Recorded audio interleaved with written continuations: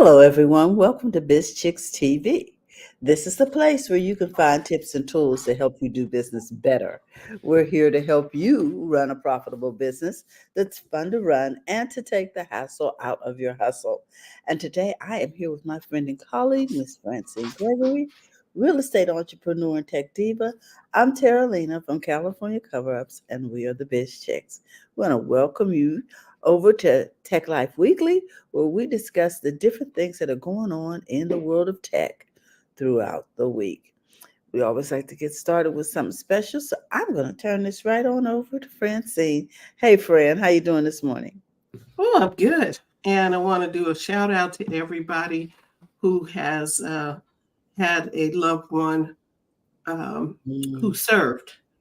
And Yes. this is Memorial Day weekend, and we remember their sacrifice. And so we just want to make that known. Okay, so let's talk about some tech history. Okay. Whew.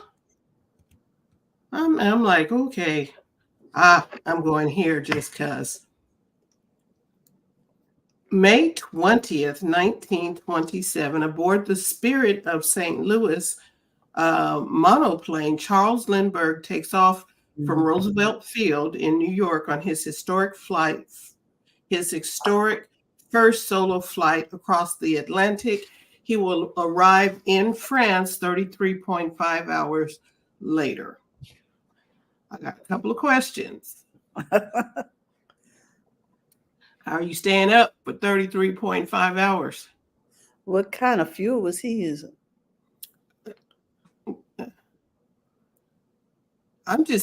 That's okay, because a flight right now from New York to France is what, 6 hours?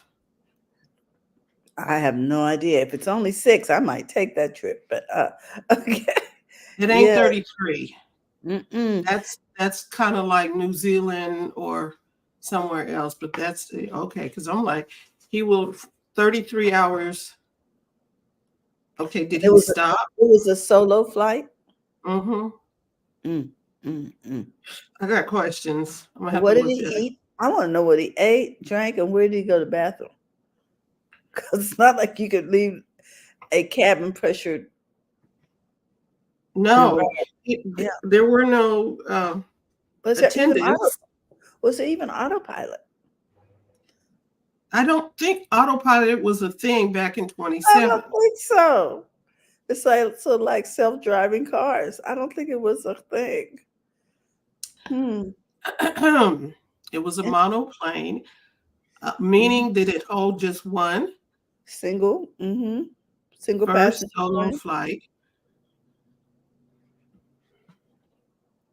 which makes sense because of the weight. You know what I mean? Okay, it didn't say he did it nonstop. It just said that Okay. he may have stopped somewhere He else, and had that's to. why he I'm thinking arrived. he had to refuel. I mean, Yeah, I'm even thinking that's why it was 33.5 hours later, because I'm like, that is not that long. because Okay. because even when we do military flights, they have figured out how to refuel in the air. Right, but that ain't happening right now.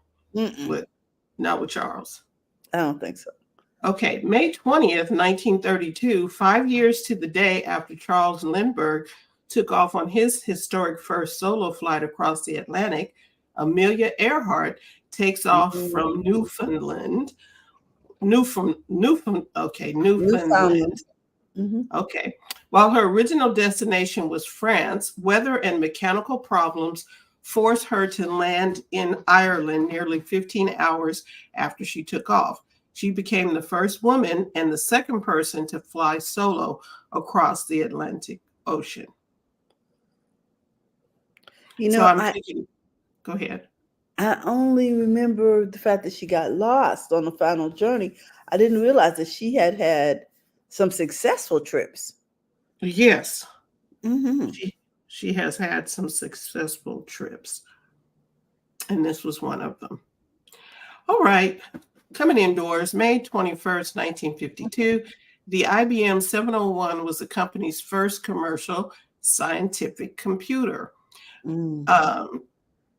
But they called it a calculator would help it sell better, and perhaps they were right, because only expecting to sell 5, the company ended up selling 19 to the government, uh, large companies, and universities.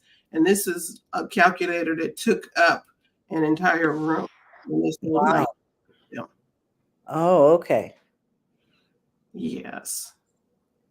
The defense calculator, model 701. Mm.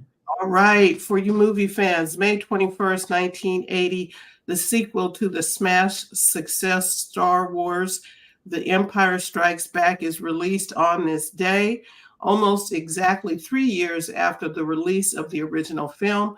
The pioneering use of special effects technology in the Star Wars trilogy transformed the movie industry. Mm. I think I saw that. I did too. We keep seeing them over and over. They're still available. Okay, May 22nd, 1906, Orville and Wilbur Wright are granted the first airplane patent in the US for their new and useful improvements in flying machines. Oh, flying machines, isn't it? But I'm like, you know what? They started out doing bicycles. Mm-hmm. They weren't doing planes. They started out on bicycles. And then right about 1906 is when the vehicles started to come in, replacing wagons, right about that time. With the cars, okay. Right. And they also had electric cars coming out around that time as well. But new and useful improvements in flying machines. And that patent number was 821-393. All right. Happy birthday, Pac-Man, May 22nd, 1980. Namco's upcoming video game, Puckman, is location tested in a movie theater in Japan. After favorable initial testing, the game difficulty is slightly tweaked, along with renaming the game to Pac-Man. And the U.S. distributor thought that vandals would alter the P to an F, and so they just decided, we're going to call it Pac-Man. Okay. While the game was not officially released in Japan until July of that year, and then October 10th in the U.S., the creators of the game considered May 22nd to be Pac-Man's birthday because it was the first game. It was the first time the game was shown to the public. It was supposed to be specifically developed to be popular with women. Most games at that time had a war or sports theme to them, and women were generally not interested in those games. Pac-Man would become the first popular game with both men and women, and was the first video game to become a social phenomenon. Pac-Man generated over 2.5 billion with a B by the 1990s, becoming one of the highest grossing video games of all time. Wow. I had no idea. Right. That's a bunch of quarters. Yes, it is. May 23rd, 1903, Paris, France, and Rome, Italy are connected by the telephone for the first time. I'm like, wow, 1903. Okay. Sure. News and tech history. There is tech making history today. If you did not know about it, the Viva Tech conference is going on in France, and there are a lot of stuff happening over there. Really? Yeah, Okay. Viva Tech. Elon Musk was guest yesterday at it's a Paris Expo, and it's at the Port de Versailles. And I'm like, okay. Now, I It's guess the this is sort world. of like our World Fair. Yeah, but I think it's more like CES, our tech stuff, Oh, is okay, a for world's tech. rendezvous for startups and leaders to celebrate innovation. It's a Oh, gathering of the world's brightest minds, talents, and products. This is what they're saying about themselves. Okay. So the speakers this year, they're exhibitors. Let's see. Elon Musk spoke yesterday. Venus and Serena Williams um, are speaking. Some of mm. these other people I do not know. John Kerry, Clara Shih of Salesforce. There are a lot of people speaking. Interesting. Hmm. I wonder what Venus is Say going to be again? talking about. I wonder what Venus is going to be talking about. I'm not sure. I think she was going to shares and brand partners. I don't know what that means. To discuss their journey into startup landscape investment world with shares. I don't know what that means. Hmm. That's going to happen on Friday at 4:45 Paris time, which means that might be happening pretty soon here. Paris is 6 hours difference than we are. I think so. Wow.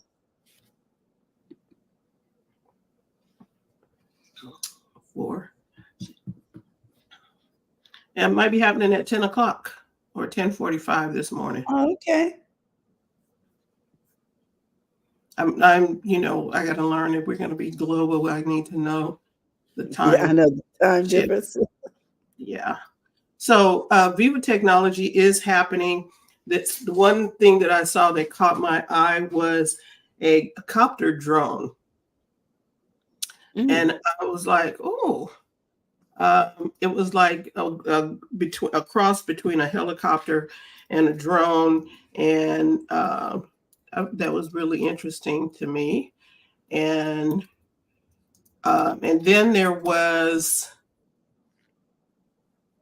some tech that would not tech, the status of content that X, they have a new something called community notes.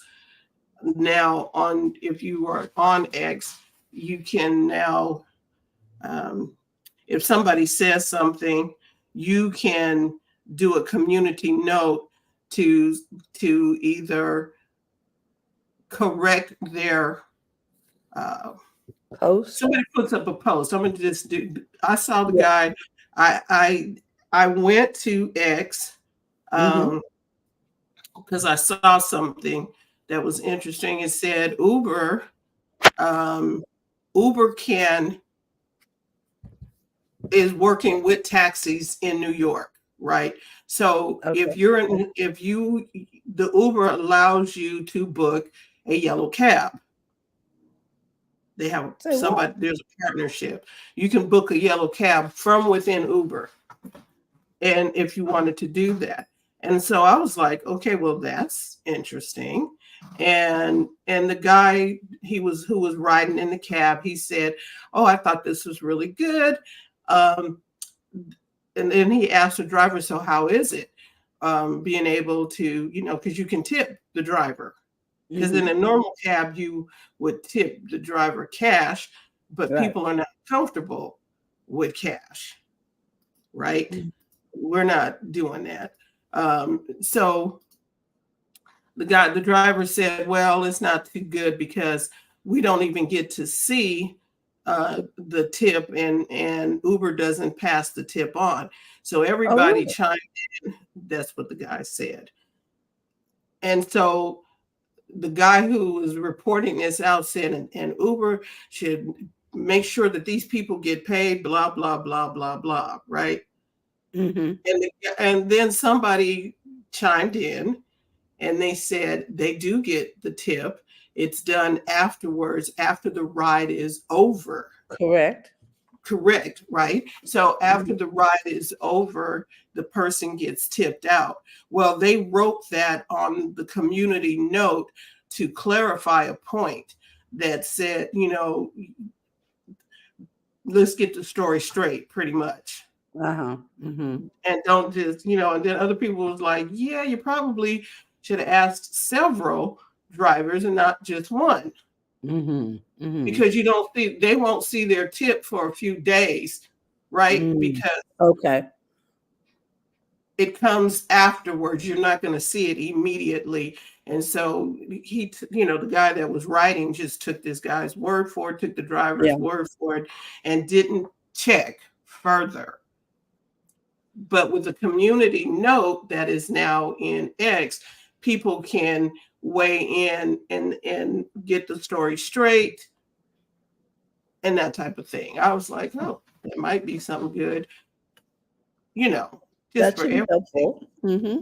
It's helpful because, people don't go half cocked now.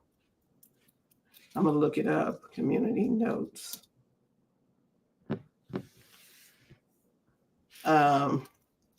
So that's something new. And it says, community notes aim to create a better informed world by empowering people on X to collaboratively add context. That's the word I was looking to potentially misleading posts. Contributors can leave notes on any post, and if enough contributors from different points of view rate that note as helpful, the note will be publicly shown on a post. Okay, there we go. Okay. So people just don't get in there and just start talking like, really? Yes. Just because your experience may not be mine. And that's all I have for you today. Oh my goodness. Well, that's quite a bit. I'm stimulated. Oh my goodness. Fran, you always come up with these interesting stories, and I'm really interested in that helicopter drone type thing. Yes, So I'll see if I can find it. When you get more information, let us know. I will find it because it was at Viva Technology, and I was like, ooh, that looks fun.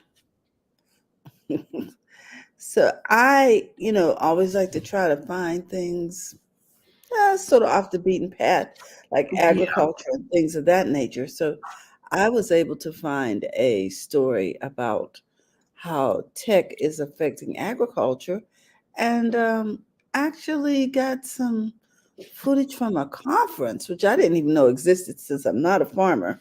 I probably am not privy to these things, but I'd like to share a little video with you, if you will, Fran, and then we'll come back to the drone situation. How's that? If I find it. Okay. All right. So let me share this. Let's see.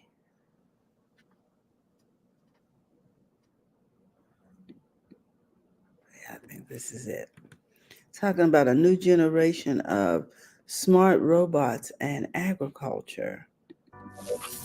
This is the World Agriculture Expo. It's got to be somewhere in the Midwest, right? No, this is in California. We live in the future. There's drones and there's brown drones, and we've got flamethrowers and sprayers and spreaders. This is like Captain Picard's vineyard. Exactly. Star Trek imagined this is what farming would look like at the dawn of the 25th century, but the future has come a lot faster than predicted. Every farmer is going to be a coder someday. Really? Yeah. This is Carbon Robotics laser weeder. We kill weeds with lasers. Well, how did this happen before you have a laser weeder? You had to have people out in the fields with hand tools.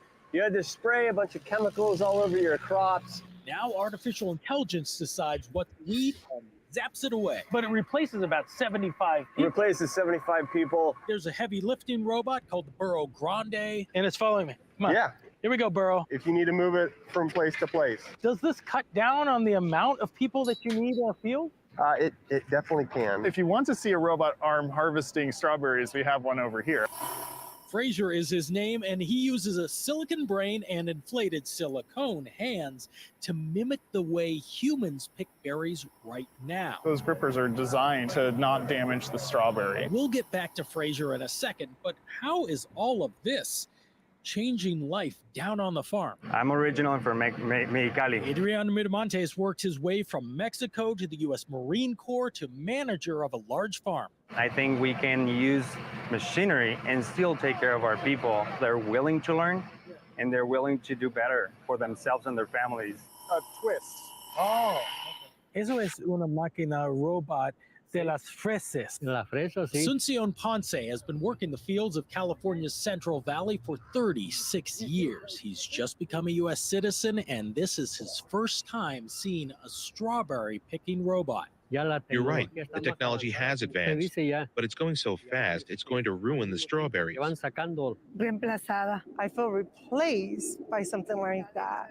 I'm going to have a hardship to help my family. 20 years ago, Lulu Cardenas came from Mexico to pick fruit here, supporting her family. Industry experts say she may eventually end up programming or running the robots. Do you think that's something you could do? Of course I could do it. I would just need to get proper training, because I don't know what's the new technology nowadays. The farmers benefit from it, but it's taking a lot of work from us. Es un problema más difícil. It is, even for somebody like me who has a work permit. Obviously, there's a part of this story we haven't talked about yet. The National Immigration Forum says 48% of farm workers in this country are undocumented. If their jobs change in a drastic way, those folks may be unlikely to apply for the kind of AI-associated government assistance that the Labor Department could have in the near future. Just like I did, I mean, most of us were looking for the American dream. So I think that's something that is going to keep happening, no matter what. This is all so new. This one flies around scanning bad apples, picking the good ones. It's almost human, just not quite. And there is something to that. You cannot replace a human heat with a cold machine. A lo frío de una máquina. Una máquina frío. Es frío. Dave Malkoff, CBS News, Tulare, California. Well, that's up the road. It's up the road from us to Larry. Yeah. I mean, it's within an hour of us, maybe 90 minutes max. Right. You normally pass through Tulare on your way to LA or Fresno or something. You're like, oh, there's Tulare. It's a landmark for while you're driving, but now it is known for another reason. They got robots picking strawberries. Serious technology, which makes sense because there's so many universities in California that I could see why the integration of robotics and agriculture would be so aggressive. And also it solves a problem for migrant workers to make their job easier. Right. It reduces the necessity for that kind of labor, but it also is developing jobs, because I like the fact that they were willing to train the people they already had who had been committed to the industry for so long. So is there, because I came in on the end, is there like pushback against the robotic process, or? There doesn't seem to be any pushback. There's just a concern about, making sure that people who are in the industry get trained so they're not displaced. Okay.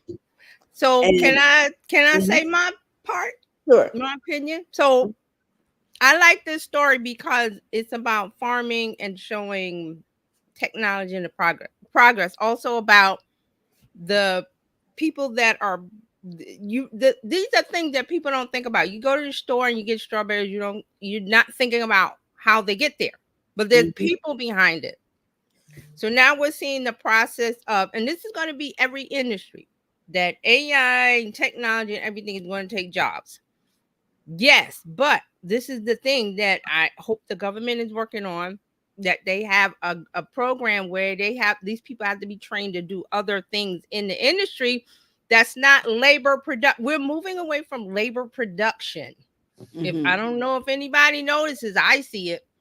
We're moving away from labor production into more creative, where you have to use your ideas and brain and come up with new things.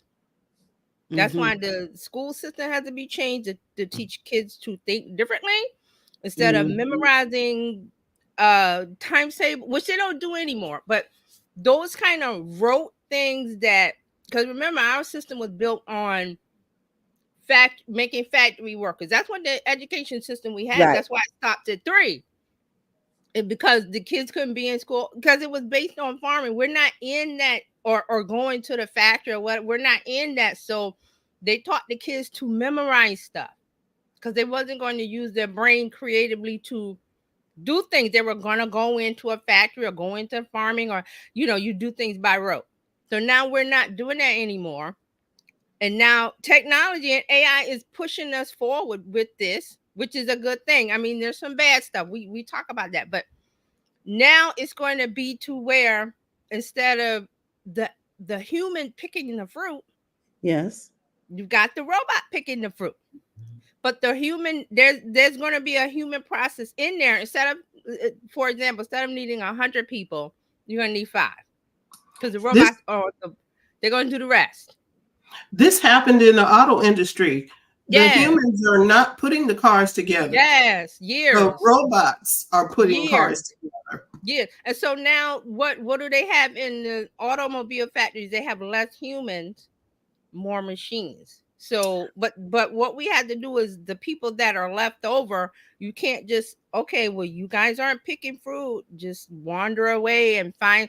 There has to be a process where we're teaching those people to do things creatively in this industry or other industries. And there is a great need for people to go back into manufacturing, back into machinists, where things are created with machines. Mhm. And there is a large demand for people to be able to fix these machines, Yes. program these machines. When the Yes. video opened up, it said in the future every farmer will be a coder. Yes, yes. Because you have And then remember how we moved from gasoline cars to EVs. So Mhm. what did the mechanics have to do? Like there's a lot of computer parts in there now. And it's funny that I'm watching a show on Netflix called, what's it called? Wanda Sykes is and it is a family, and the father, they have a mechanic shop, and Wanda owns it, and Mike Epps is in it. It's pretty funny. So they had an episode where she was like, somebody came in with an EV, and he was like, I don't know what to do with that. Take it over to the next. There was a garage next door that did EVs, and so Wanda is like the owner. She came in, and she was like, "What are you doing? You're turning away business." He says, "I don't want to deal with no EVs, computers," and she was like, "You got to get with the times." So she sent him to learn Okay. how to fix EV, because it's a whole different ball of wax than getting a wrench and it's Sure. computer parts. But he resisted it.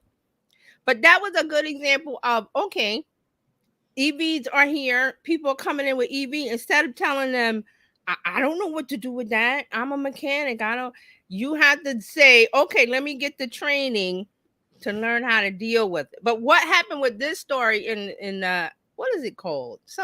Meet the Upshaws or something on Netflix.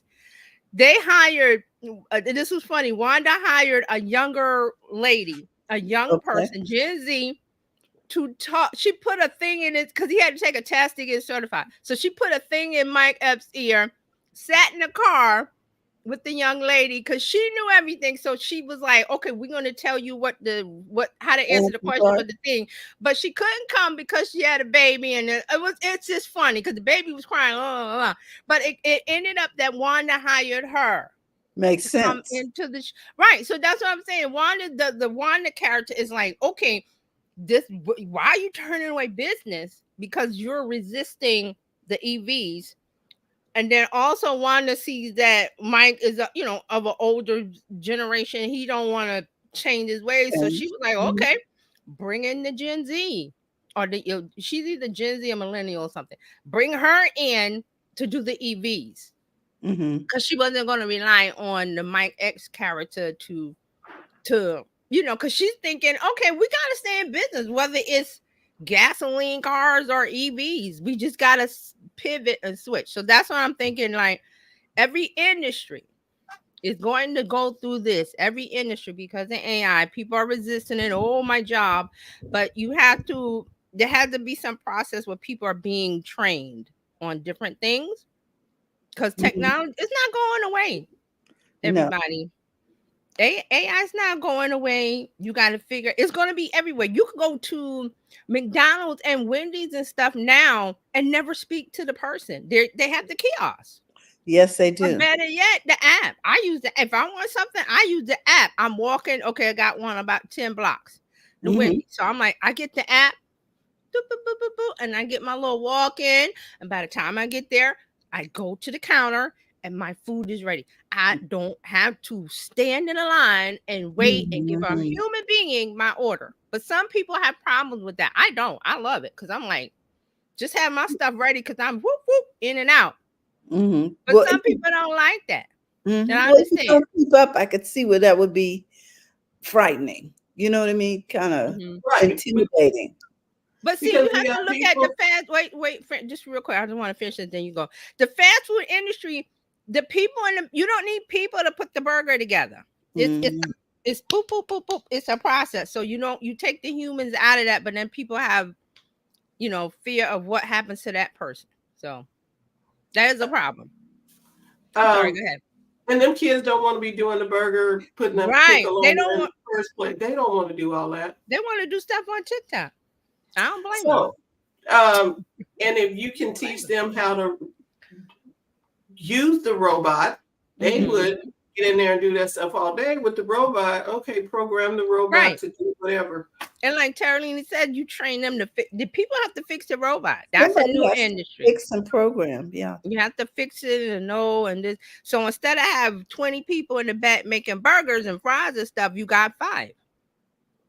And they not even, and they will probably not burn the food. Everything's timed. So the human beings are there to make sure there's not. Remember, I always think about the Lucy. Remember the Lucy episode with the candy and the cat. You need a human to put the candy in the box, but it kept coming fast. But you need somebody to make sure that they're there to, okay, the machine is doing everything. Yeah. So somebody needs to push. I know people are afraid. But I put a post on my thread about today about this is the best opportunity. I don't understand why people. I mean, I understand why people are freaking out, but this is like the best opportunity if you use your mind and open your thoughts to doing different things. That's why I bring up the thing about schooling, because I'm like, why are kids getting out at 3? I understand it's for the teachers, but they need to be in school all day. These kids. Oh no, why? Because they need to be in school. Okay, because remember, there's the after school part of it, which the kids should be in after school, because there's that gap between 3 and the parents get home of nothing. Right. And a child needs to be guided. Even if they're 16, they still need some kind of guidance. Right. Maybe less supervision as older. So if you leave a kid to free form, they go free form. And then you got TikTok. They gonna see all kind of crazy stuff. I was just saying the teachers need to be in school. The teachers are the ones taking the days off. I understand why and you don't take that summer away from the teachers, but I see it as doing not leveling but phases. Like teacher 1 teaches and then has a break, and then teacher 2 while teacher 1 is teaching, teacher 2 has their 3-month break, whatever the amount is break, and then they kind of swap off to where there's always some kind of. That's how I see it. I know people are not going to. Well, Terry is an educator. This is what one of her many things. What say you, Terry? Because these teachers don't be in school.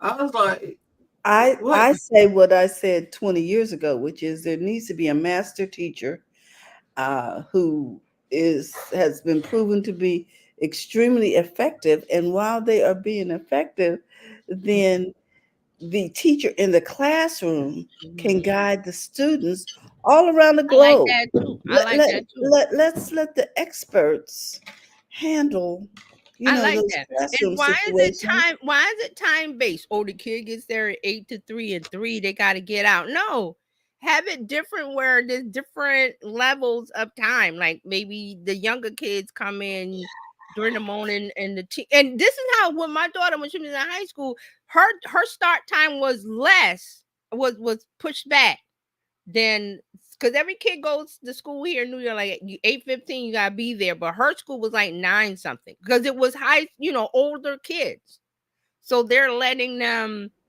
have that adjustment of being a teenager and learning how to manage time because there's a certain point where the kids you gotta let them do stuff they gotta think on their own, because how are they going to survive as adults? Yeah. Once they get out of school and college, it's like, okay, go be free. And they're like, well, that's why Gen Z is floundering because they don't know the rules and their thought process is different. So they're like, well, I don't know what to do. And we're thinking like this is what you do, but they don't know. It's because of the thought processes of school. That's just my opinion. Like things need to be changed. Like if mom and dad or whatever parents work until 5, then school should be until 5.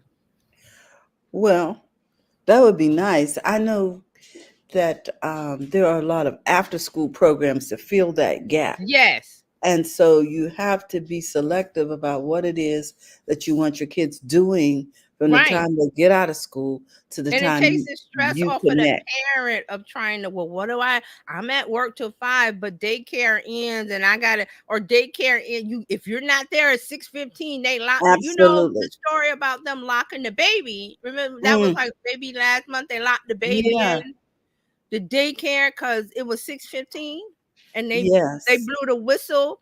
Whoo, factory is we're shutting down. Your 6-month baby is still here. We don't care. Turn the lights off and lock the door and leave the baby in there, which is ridiculous. But parents are under that stress thing of having to juggle their work and juggle daycare and what to do with their kids. It's very stressful.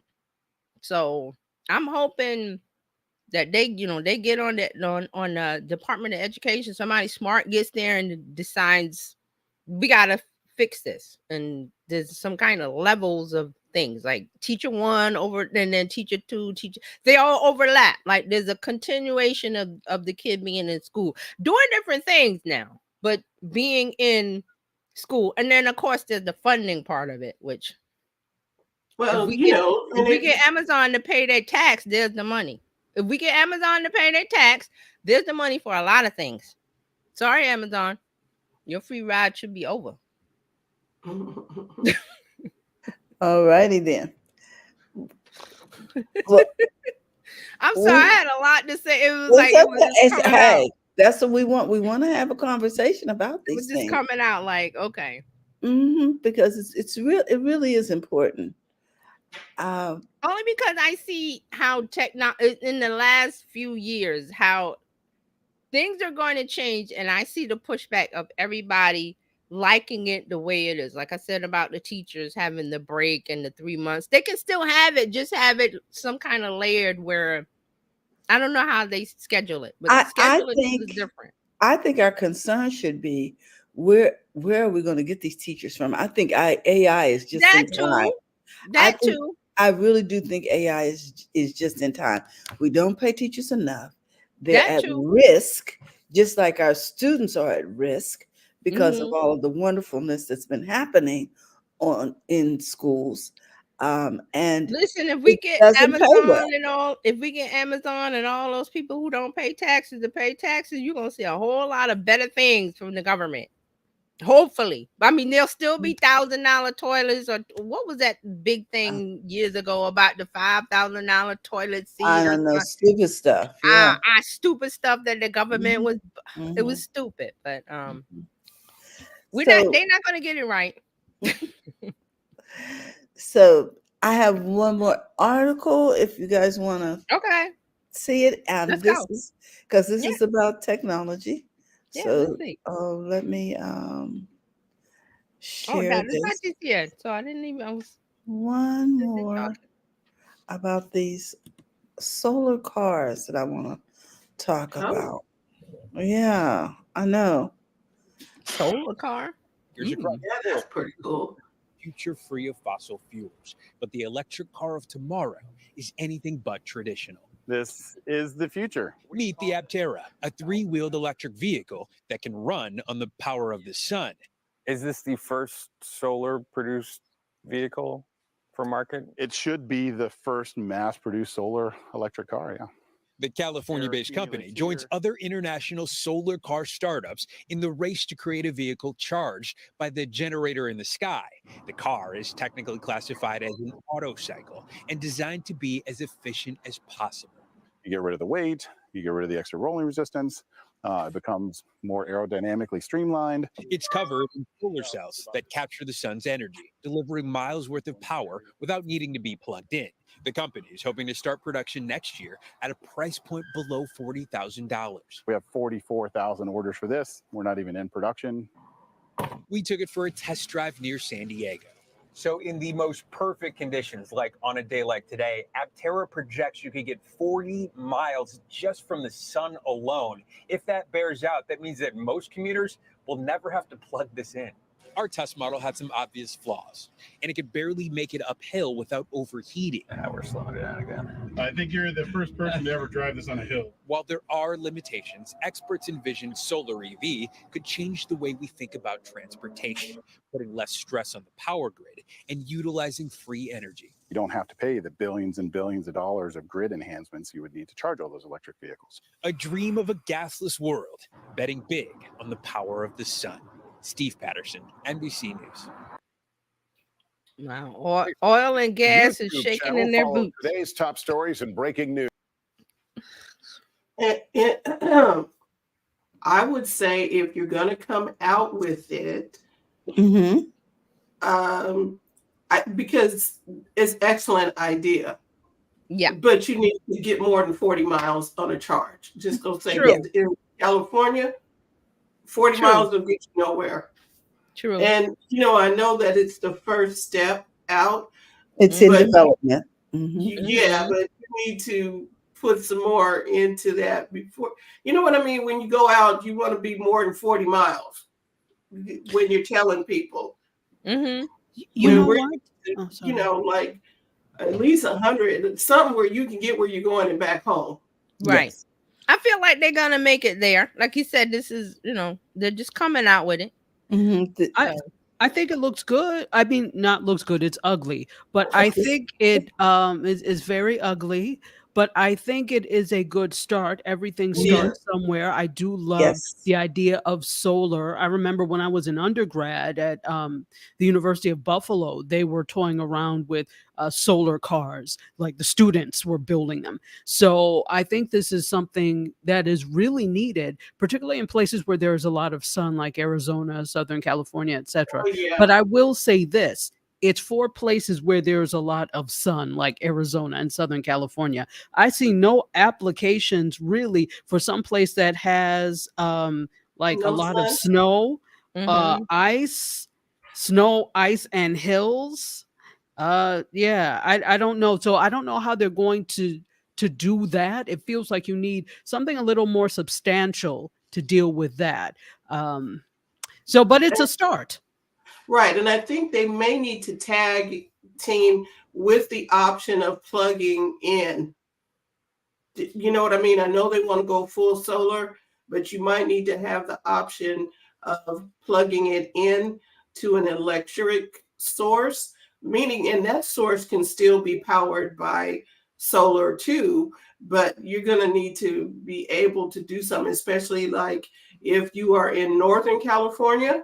Yeah, we do get sun, but also way up the coast, it's dreary and kind of always overcast, like in the Bay Area. And we get snow. We have areas with snow. Yeah, but in the San Francisco Bay Area, there are hills. Lots of them. Right, and then the regular cars have problem with the hills. Exactly. And where I see this taking off is I see industry like UPS, delivery, like local. Yeah. That would that because that way they don't have to pay for gas. It brings the operational cost down of delivering packages or delivering local things. Like for that, I see an application for that. That might work too, because even with the electric vehicles, there were problems in the northeast where it was cold and it was people were not able to charge their vehicles like they wanted to because of the cold. Right. And Texas, when they had that freeze that they never expected to have, people's cars wouldn't start. Right. So there are drawbacks to everything, but they need to, I'm sure they're going to overcome the things that could be considered a drawback. But this is better than where we were 10 years ago. And oil and gas corporations are trying to throw a monkey wrench in this boy. You know what? But I think, sorry, that is actually part of the problem. Yeah. Because we have such a huge oil and gas lobby in this country that anything that uses power outside of them, they try to find a way to squash. Wind, water, sun, electric. Yeah, they trying to squash it. But things that are really real options. I mean, and I guess without this, obviously you don't want this to turn political, but it really is a real option when your only concern is today, and if you're okay and you could care less about the world of tomorrow, that's a huge problem. That's a huge problem. And then another thing that I see that's a problem is what will happen is, so let's just say the West has really decimated environment and everything with manufacturing, with auto emissions, etc. So now what they're doing is now they're going to think places like G7, United Nations, well, we all need to cut our emissions. But you were the ones who started this. So now you want to come to countries that are developing and say, oh, well, no, you shouldn't. No, but you were the ones that dumped all this into the air. And now you don't want us to develop. How is that our problem? You need to find a way to figure this out. So the way of doing that is to not have such a huge oil and gas lobby. We're too dependent on something that is not forever. Oil and gas is not forever. Even though there's a lot of it, it's not forever. And so the history of it, because that is my thing, electric vehicles were out in the the end of the 19th century. They were already out. And the people with the wind-up car, the ones with the cranking, the cranking and exploding and all of that stuff, those people pushed out the electric thing. So that lobby has been going on since I'm going to say about 1900. Wow. And they were the ones pushing the thing out. Your turn is over, Bob. Your time is up. And they, no, we need the combustible engine. No, we don't. Well, this this is a good that this company, and I expect there'll be there I think there were others that they mentioned, some about Sono, and this one was Aptera or something. So yeah, they got other companies that are pushing forward to do great things in this I say give it time, it'll look what they did with AI. Yeah, they've been working on it for years, and all of a sudden one thing comes along and it just explodes. So I think it happened when they made electric vehicles look better than the Prius, because that was not a cute car. I was like, come on, y'all got to, you want us to drive electric, give us something that looks nice. Yeah, it gotta look good. It has to look good. I was like, I don't know. And then I drove a Nissan Leaf. It looked better than the Prius, but the distance was only 84 miles. Oh. That's not good. And that was not good. And so far in California. No, and I tried to drive to Stockton. Okay, so you know how far that is, about 45 miles. So if you drive there, you better have a place to charge because you're not coming back. Wow. And I went to the Nissan dealer to charge but it took too long. I said, this is inefficient. Y'all need to fix this. But they're doing great. They're doing a lot better now with the EVs, making them longer distances on a charge, solar power, all of the things that make for a better planet. Yeah. They're trying. But then we still got some boo-boos who we don't want that. Okay, really? Come on. Anyway. So that's all I got, folks. I think we're ready for another segment. Okay. You ready for social media? Yeah. Yeah. Yes. Oh, okay. Oh, I didn't hear. Yes, let's talk social media. Yeah, okay. Happening over there, boy. All right. So social media updates and news this week. Let's look at Snapchat. Snap has launched a new Snap camera extension for Chrome. This enables you to use selected Snap lenses using your camera, your video camera, whatever camera is connected to your computer. So this is from Snap. Their quote: "Elevate your webcam experience with Snap AR lenses, whether you're in professional meetings, catching up with friends, or live streaming. Our extension brings the creativity of Snap AR lenses directly to your webcam." Now you're saying, wait a minute. Didn't this come out during the pandemic? Yes, but what they've done today is they brought it back as a Chrome extension. That's the difference. So they're trying to. I don't know why whoever's using the Snap on the desktop, which they're Gen Z, they're not really using the desktop. So I don't know, Snap. I don't know what's going on with this, but this was their little bit of news this week. And before I talk about other things, there's a new app called Augie. I hope I'm saying that right. Aggie. And let me bring up the picture so we can see what it looks like. Now, Augie. Yeah, there we go. Let me bring it up. So, Augie is a new startup aiming to give parents a single platform where they can shop for products and connect with each other.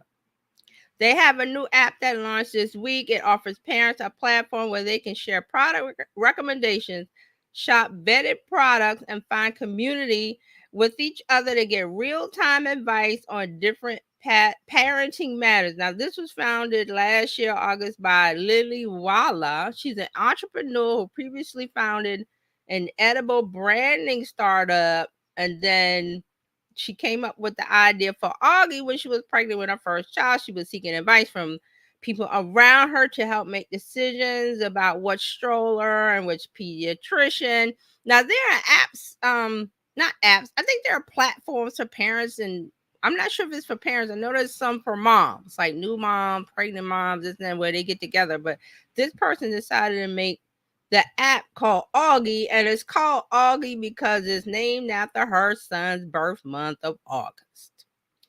Okay, so go ahead.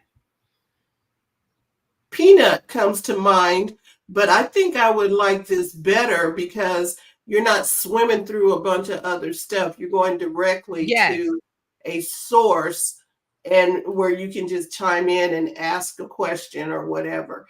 And it takes you off of Google.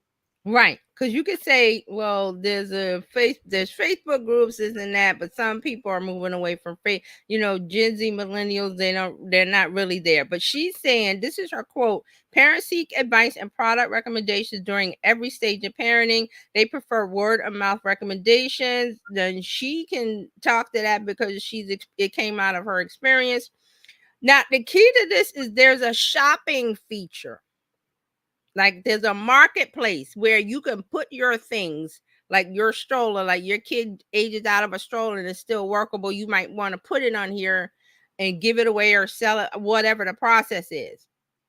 Okay, so this is like offer up. Yeah, so it's like not. Facebook Market. It's like a parent group in Facebook and Marketplace connected all in one instead of you being in Facebook. Oh, this is nice. So I can see how this is useful. Right. So the app aims to help parents find advice, practical tips as they navigate parenthood. They're going to explore topic-based spaces and feeding, sleep, travel. And there's you can find a community based on your due date or geographical location. So there's a local part of this. Like if I used it, I was like, well, I'm only interested in the New York area or specifically Brooklyn or whatever borough. I can find people in here and talk to them about what's going on. So, and then it's a little like, what's that app about the neighbor? Is it called? It's not called Neighborhood. It's called Next Door. Next Door, yeah. So this is a little bit of Next Door. This is a little bit of that app when you get on and you see the crime or stuff that's happening, and there's another app for that. So instead of having all these separate apps, which I always say people don't want a bunch of apps, this one does a lot. It does a lot. So right now, the app is free to use, but they're going to explore a subscription model at some point in the future. But because the marketplace, they have a marketplace connection to it, and they're saying it goes out of the app, which I think is a bad thing. But they're working on making the marketplace integrated in the app, so you don't leave. So then that's the potential for ads. Babies, baby stores, this store, that store, all of them. So this has got a good chance of making it. Okay, so right now, the current business model is based on affiliate marketing. So the company earns commission on each product sold through the marketplace. They're working on diversifying the business model to unlock drop shipping and partnering with brands. There you go. So I think this is a winner. Just my opinion. Let me take this off. You're muted. How do you spell the name of this app? AUGGI. AU. Okay. Yeah. So it's named after her son was born in August, so she used Augie. And I think it's an excellent idea. I saw this. I was like, this is a good idea. And they're not charging. They're starting free. Well, my daughter's a new mom, so yeah, I can.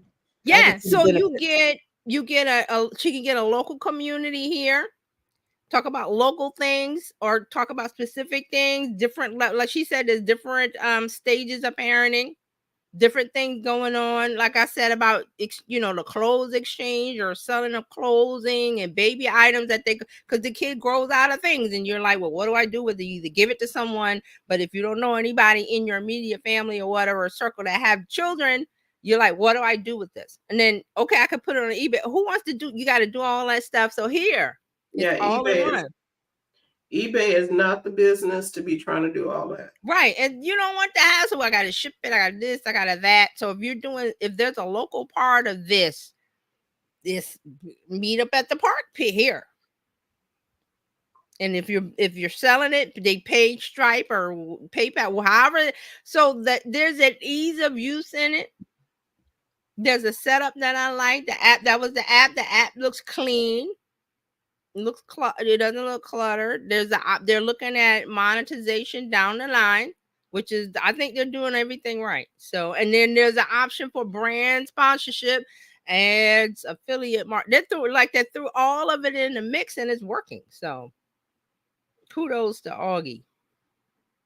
So I like that app. So that's a new startup. And then they're going to work on a desktop version too. So, but they can't, when you're doing an app, you can't do everything at once. You kind of got to have things come in waves. Like Threads started out as an app, but now they added on the desktop version and all that. They did the same thing with Instagram. But that's Augie. I thought that was cute. Okay, so let's look. Yeah, my granddaughter, she just had a baby. And so she said, thanks, I'm downloading it now. Oh, okay. I didn't get a chance to go to the app store to see what was going on with it. I caught this one yesterday, and I didn't have a chance to. Sorry, really quickly. Can Right. you repeat that app again? Augie. Augie. Auggie. Okay. Interesting. Let me see. I didn't have a. And it seems like it's very simple, short, and to the point. It's not a bunch of, yeah. You know what I mean? You ain't got to wade through everything like you do on Facebook or somewhere else just to get your question answered. So Augg. Okay, yeah, Augie. I thought that was real cute. A community for empowered parents, and it's like I said, it's real smart. It's smart looking. It's clean. It's simple. It's like WhatsApp, short, Substack, Facebook. It's like all of them mixed up All in of there. it, and it's one stop. You know, and you don't have to read what to expect when you're expecting, and then get the other book, and then the other book, and it's all of it in one location. Right. And like I said, there's websites where you can go with, expectant moms and what is it, there's a parents.com or what. But this app is kind of like everything in one. Like you just go in and just dive in and see what's what. So I expect good things from them. So I'll let you know what what Asia says about it. Because, see how if you can make your own community on there, you can have a Black mothers community or a Black fathers or this father or that father. You know how because you want to talk to people culturally the same as you, even though it's all parents, but you might want to talk to somebody that you feel more comfortable with. As far as like they were saying about pediatrician recommendations and stuff. Not that you can't get that from somebody, but you might want to, what's the deal with this doctor, that doctor? So I would like to see if they do that. Like if they let you make communities yourself. Like you could, start not for exclusion. It's just that some communities feel better if they're talking to people that are like them. Within a community of parents, like, is there can you have a sub community? I think it would be nice to do that because culturally there's a certain way you behave in the community. Different things, parenting styles, the family, all kind of stuff. And it's not to say excluding, it's just that's why there's Twitter and there's Black Twitter. It's just I can't explain it. That's just how it works. This is where the people decide together. That's how it works. So, Augie. So let's see how that goes.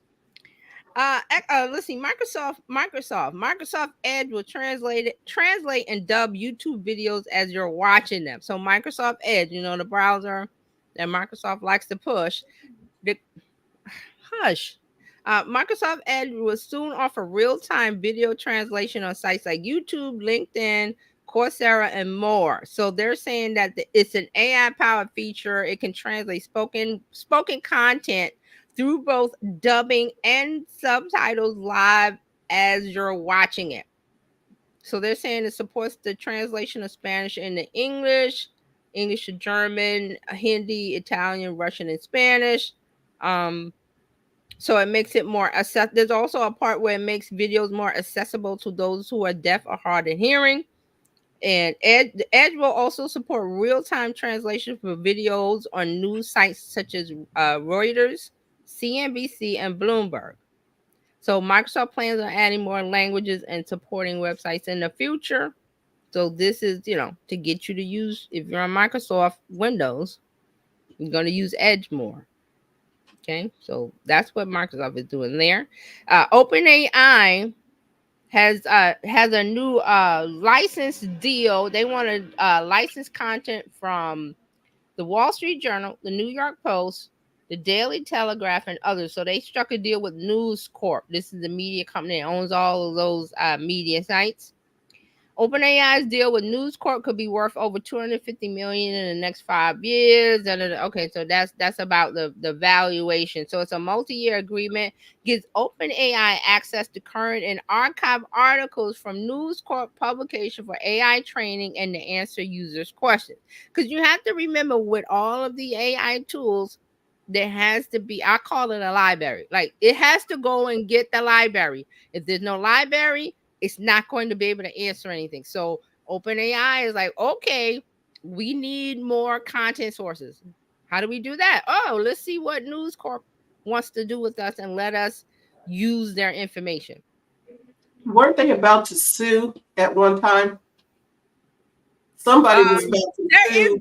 There are lawsuits now as far as what is it, content usage or something. I think this is something different. Like this is on the side of that. Well, I thought it was with AI. They did not want AI going through scrubbing their stuff. And right, the website, yeah. I don't think it was News Corp. I think it was, I don't know. New York Times. I think it's the New York Times, which is not in this deal. Uh-oh. Okay. Right. So they're saying this is the latest in a string of licensing deals. So they have the Associated Press, the Financial Times, People publisher Dash Meredith, and political owner Axel Springer. Here it is. Some outlets have found lawsuits against OpenAI. So the New York Times, the New York Daily News, Chicago Tribune, and the Intercept. Those are the ones that are suing. But this is the other media outlets. They're like, we're just going to partner and get. So this, I think I might have mentioned before when we talked about the lawsuits against OpenAI. It's going to go through the courts, and guess what? OpenAI is just going to pay them. It's not going to stop. It's just about how much OpenAI has to pay. And I'm thinking, if I was New York Times and whoever else is in the suit, why don't you just get a check? Exactly. Well, that's what News Corp is doing. News Corp said, hey, let's just cut out because lawyers are expensive. Let's cut out that expense. How much will you pay us? OpenAI says, hey, we'll do, and they negotiate, and they're like, bet. And they shook hands, and then now the others, New York Times, I'm like, they want to fight it out in the courts. And I don't understand this resistance holding out like that, because you end up being the last one on the pony, and there's not much room on the back of a pony. It's about resistance to technology. New York Times is how old is it? Full of old people. I'm not against old people. I'm just saying the idea of we talked about it earlier, wrapping your brain around the technology changes that are coming. You're going to get steamrolled. So News Corp say, hey, here you go. How much you going to pay us? Yeah. Pay us and go about your business. New York Times and the others are resisting. That's what it is. It's just resisting. And I find the same thing going on with, like, and I know y'all are gonna have a lot to say about this, but this Johansson thing, girl. Scarlett Johansson. Yeah, that wasn't right.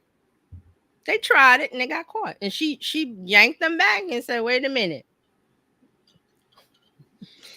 Rihanna has a song about something about money.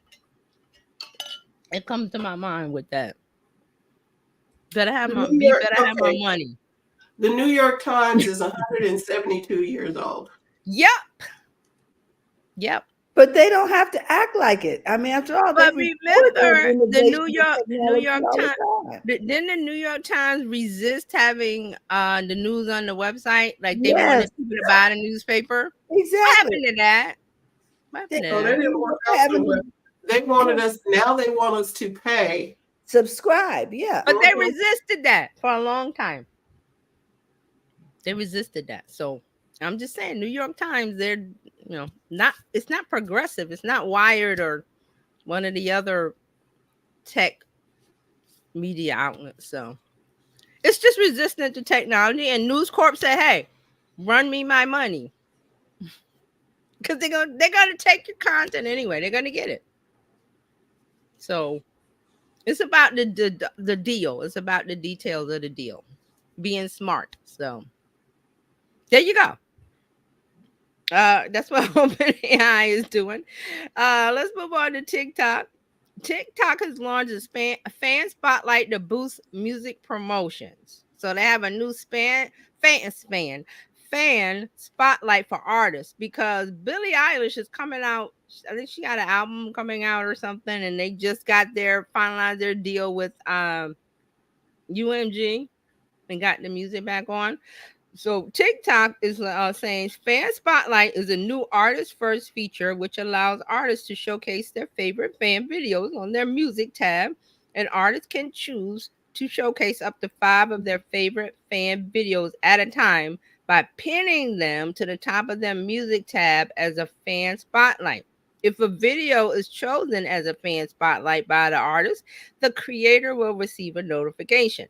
The video will then remain pinned to the top of the artist's music tab for up to 7 days, after which the artist can choose to pin new fan videos. So this is a way to get engagement, get your fan. Your fans are already excited by your new music, but if I make a video, Ooh, I you know, might get my Billie Eilish or Taylor Swift or Beyonce or whoever may pin my video to their to their profile page, which they got millions of views and millions of followers. So this is what what TikTok loves it because there's more interaction in the app. Cool. So that's what they're doing there. Fan spotlight. I just want them to like me. All right, so let's move on to Meta World. So Instagram is testing recent stories highlights on user profiles, and I think did I have the image pulled up for this? Yeah, let me show you the image for that one, and let me get this. So what they're doing? They're testing a new lately feature for stories. Let's get a look at it. Where is the image? What did I do with it? BG. There it is. Now I gotta make this a little bigger because it's too small. So let me zoom this. There we go. Okay, lately. It's a lately feature which adds a new automatically generated highlight feed to your profile that showcase your most recent story activity. Let me get back. Yeah, let me get back here. So lately story, it extends the life of your stories beyond 24 hours while also giving profile visitors more context as to the type of content that you post to your stories feed. So what's going on is that Instagram has said this, and like I said, the CEO tells you what's going on. He has said that they can tell there's more activity in the stories feed than the main feed. So that's why they're doing more things with stories, like the notes feature and different things. So this one falls into that because they know general feed activity is on the decline. Users posting less and less to their main profile. Stories engagement is stronger. So they meaning Meta and Instagram are going to do things to reinforce where the users are hanging out. Stories. They also focus on DM engagement. That's why they have the notes, they have the broadcast channels and the other options that they have for close friends and all of that stuff. So you have to see now. So they're saying that 50% of the content that people now see in their IG feeds is pushed to them via AI recommendations. That system is primarily focused on showcasing reels. And so, if they're telling you where things are going, that's where you need to post your content. So, but people are still focused, and we've been talking about this for the last month. People are still focused on that main feed, and that's Instagram has data that says that that's not where people are doing the most interactions. It's DMs and stories and reels. So they have this lately, so you'll be able to put and pin stories that need this to last longer than 24 hours. Is everybody getting that? Yeah. So I hear if I'm hearing you correctly, if you post something to your regular feed, you need to also post it to your story. Well, no, because when you post stuff to you can, but the most engagement with story, it's different feeds. You got the main feed, you got stories, you got DM and reels. This content needs to be done differently for each section. Like you can do something on your feed and then share it to stories, but you get more engagement when you create content specifically for stories. Does that make sense?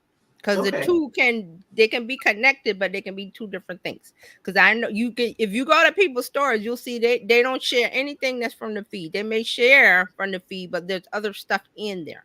Like there's a different conversation going on because stories only last 24 hours. So I can share something that's in the moment, but I don't want to share in the moment stuff on the feed because that's going to be on my profile. So I don't want to talk about something like whatever's going on this week. I don't want to make a post about that on my feed because next 2 weeks it's going to be like, why is that on my feed? Okay. So dated material should not be in the feed. Like stuff with an expiration. Like current stuff. Like I'm trying to think of something. What happened this week? News wise. I wouldn't talk about news stories on the feed unless your profile is your news app. Got it. Like what is the feed? What is the thing? The Shade Room and stuff. They post gossipy stuff. They can do that because that's what it's about. They can post, whatever Diddy did or Cassie did or whatever that stuff is, because that's what they're about. But as a business, we wouldn't want to post newsy stuff unless we were news. Got it. But in your stories, you want to have a different conversation in the stories. I'll put it like that. Like something that happened. You're out. I'll give an example. Like you go out, you take a daily walk, and you like I saw a cat in a tree or something, and I was like, oh, it was just sitting there odd. So I took a picture of it, but I sent it to my daughter. I can put that on my stories and say something about it, and then poof, it's gone. I don't have to worry about it lasting on my feed. Got it.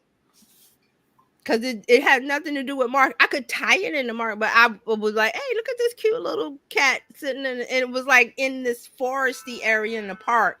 And I was like, why is that cat sitting? So it was just a in the moment thing I could have shared to my stories and not worried about because it would be gone. But with this lately, I can post stuff about marketing maybe today or something and tie it in to where it can last longer than 24 hours because I have the lately pin. So it's going to be a circle on your highlights, but it's called lately. So okay, we'll see. We'll see. But this is just more. I love when they do things like this because there's more insight into how Meta is thinking about Instagram. Because otherwise, they could just not say anything.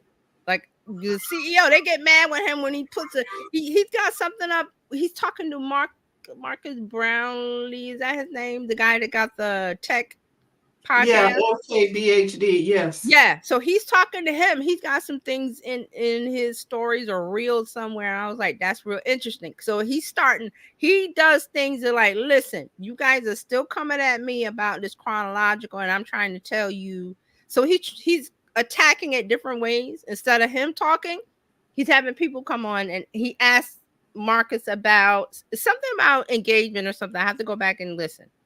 But they're attacking it to where, okay, we hear you guys. We're not going to do what you want, but here's some help on how to get out of that mindset that you're in. Because you got to move out of that space. We've done what we've done. We need you here. We need you to hear what we're saying. You're not hearing it from the CEO or you're not happy. So here's Marcus Brownlee. Here's so-and-so. Here's Gary V. Whoever they pick up to say, this is what you do. And when I saw that real quick, just real quick, on my threads, it made me think about something and I posted. Let me bring it up.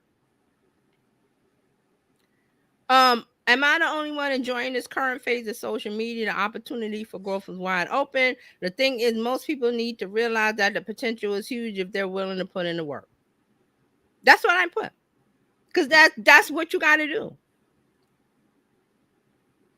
So Instagram is going to do what they got to do. So we either got to swim with it or leave. You don't like it, then there's other places. Facebook, Pinterest, LinkedIn, YouTube. TikTok is still working. That's how I see it. So I was hoping somebody would respond, but nobody has yet. Oh, well, I said what I said. All right. Facebook. Let's go on to Facebook Meta. Well, I call this Facebook Meta. This is not really Facebook. It's Ray-Ban Meta smart glasses can now upload photos directly to Instagram stories. Yes. So you saw that? Yes. Talk about it. I was fascinated by that. Yeah. So the Ray-Ban, they got the smart glasses. Ray-Ban and Meta has the partnership. So they want to do more hands-free stuff. It's a new feature that lets you share images and Instagram stories without having to take out your phone. Okay, so I said the story about doing the walk and seeing the cat.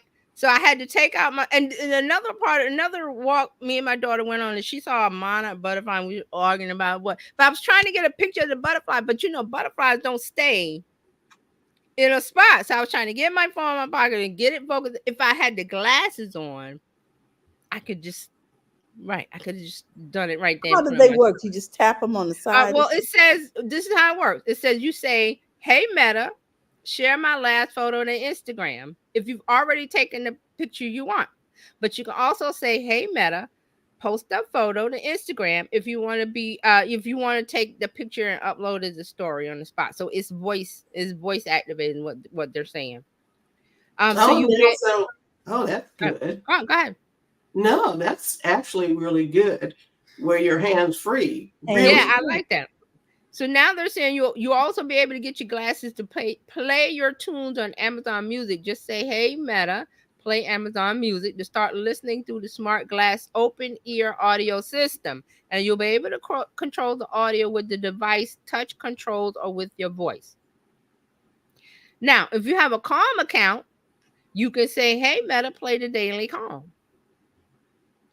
So they're setting this up to where, it's like you say, "Hey Siri, do whatever." So the glasses will do that. So I thought that was real cute. Do they say how much the glasses are? I'm not sure because I don't remember. That's not here. I know we talked about them. I think you talked about them a while back. I don't remember how much they are. Look it up real quick. They were pretty reasonable. I can't recall. I'm gonna look them up. Yeah. Because also, I like that idea. Yeah, I really do. I could adapt that. Yeah, I like that. So they're saying last month Meta also rolled out multimodal AI for the Ray-Ban glasses. It enables the glasses to act as a personal AI gadget outside of the smartphone, similar to the Rabbit R1 and the Humane AI Pen. Now, if you haven't heard of these two devices, I've heard of the Humane AI Pen. It's a device that's not your phone that you use for I think it was you put it on your shirt or something. Yeah, but people weren't happy with it. So it was some kind of reviews it got that wasn't great. Yeah, it was actually sorry. Go ahead, Dr. Tachi. That was Marcus Brownlee who did a review on it, and whenever he says, "I don't like this," nobody likes it. Okay.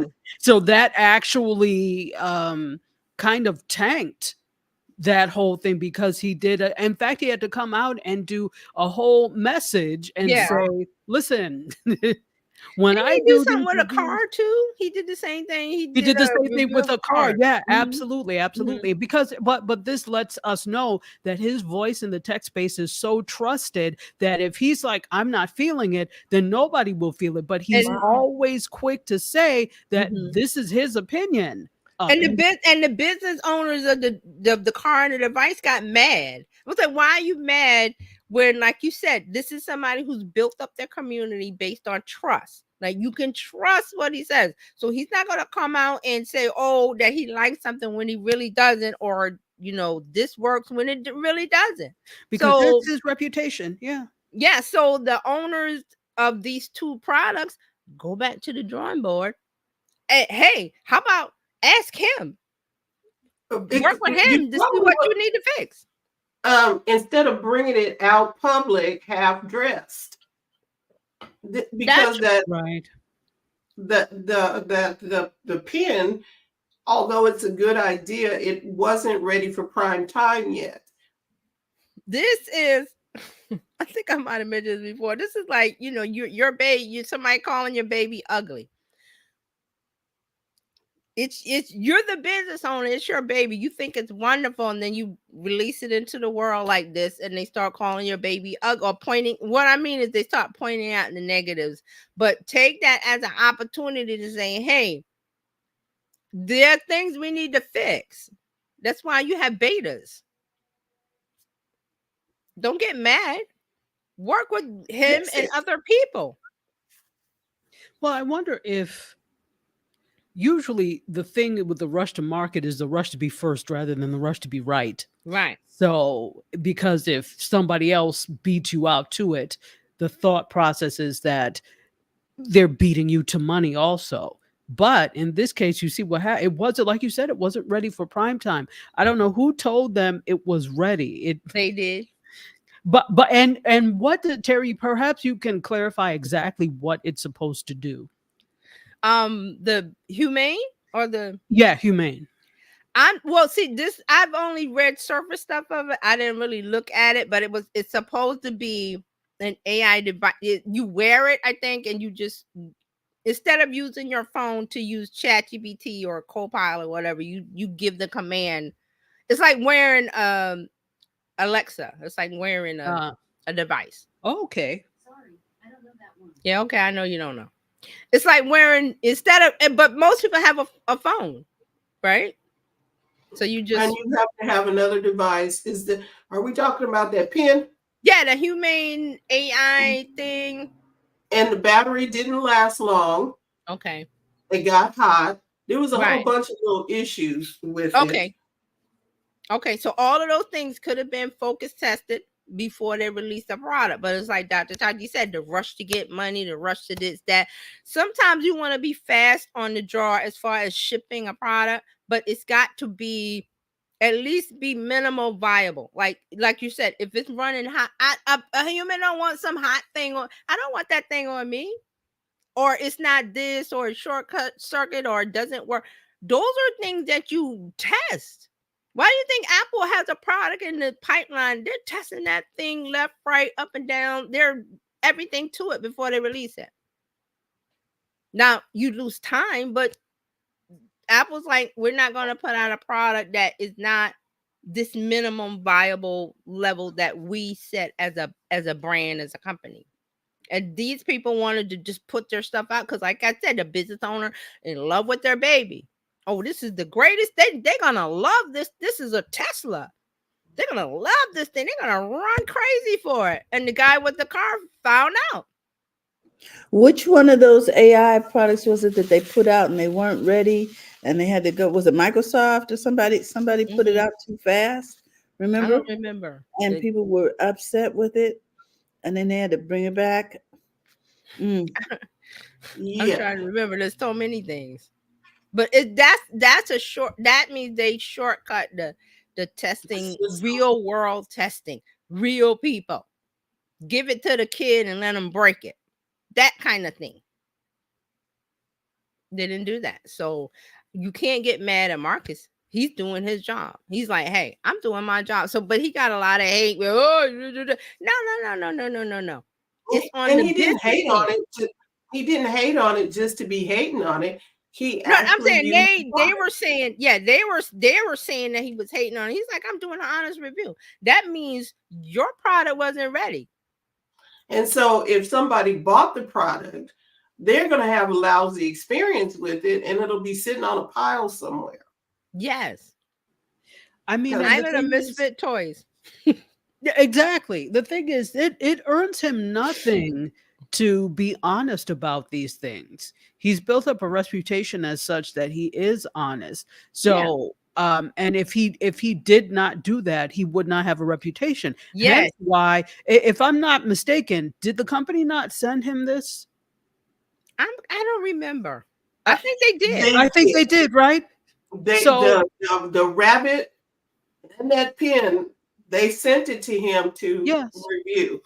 So now you're angry because he told the truth. What did you think? And see, this is on companies. What did you think? You think that because other influencers may like, oh, well, it's really good. And blow smoke at you. You think that everyone is going to do that? Maybe that's part of the problem, that influencers need to start being honest, but they won't, because then companies won't work with them. Because it's about the money. It's about getting the money, right? So, but Marcus isn't like that, which is a good thing. So, but again, it shows the test of a personal brand that he's built up from day one of just being, I think he started when he was a kid, just testing tech stuff in front of a camera. So I was like, the first thing I said or thought when I heard the story, I was like, well, the product wasn't ready for the market. It was not ready for the market. That was it. It wasn't ready. They didn't run it through a focus group. They didn't give it to some kids to throw around and break it. They didn't give it to some people they didn't do that. They just like, oh, it's ready. The engineers say it's ready, and it's not ready for prime time because you didn't run it through the people. So I don't feel bad for the companies. But if this is a mistake they should have learned from, let's talk to the people and see what it is we need to fix, take it back and bring out 2.0. Are they doing that? I don't know. They were just, the last I heard, they were just mad. People just mad. I'm like, get over the mad. Some people aren't ready to be business owners. That's just what it is. Honestly, that's just what it is. There's certain things you got to do. You just can't put something out and go, oh, we love it, it's going to sell. That's not how it works. Learn from your mistakes. People gonna people. And people will tell you, we don't like the taste of cookies.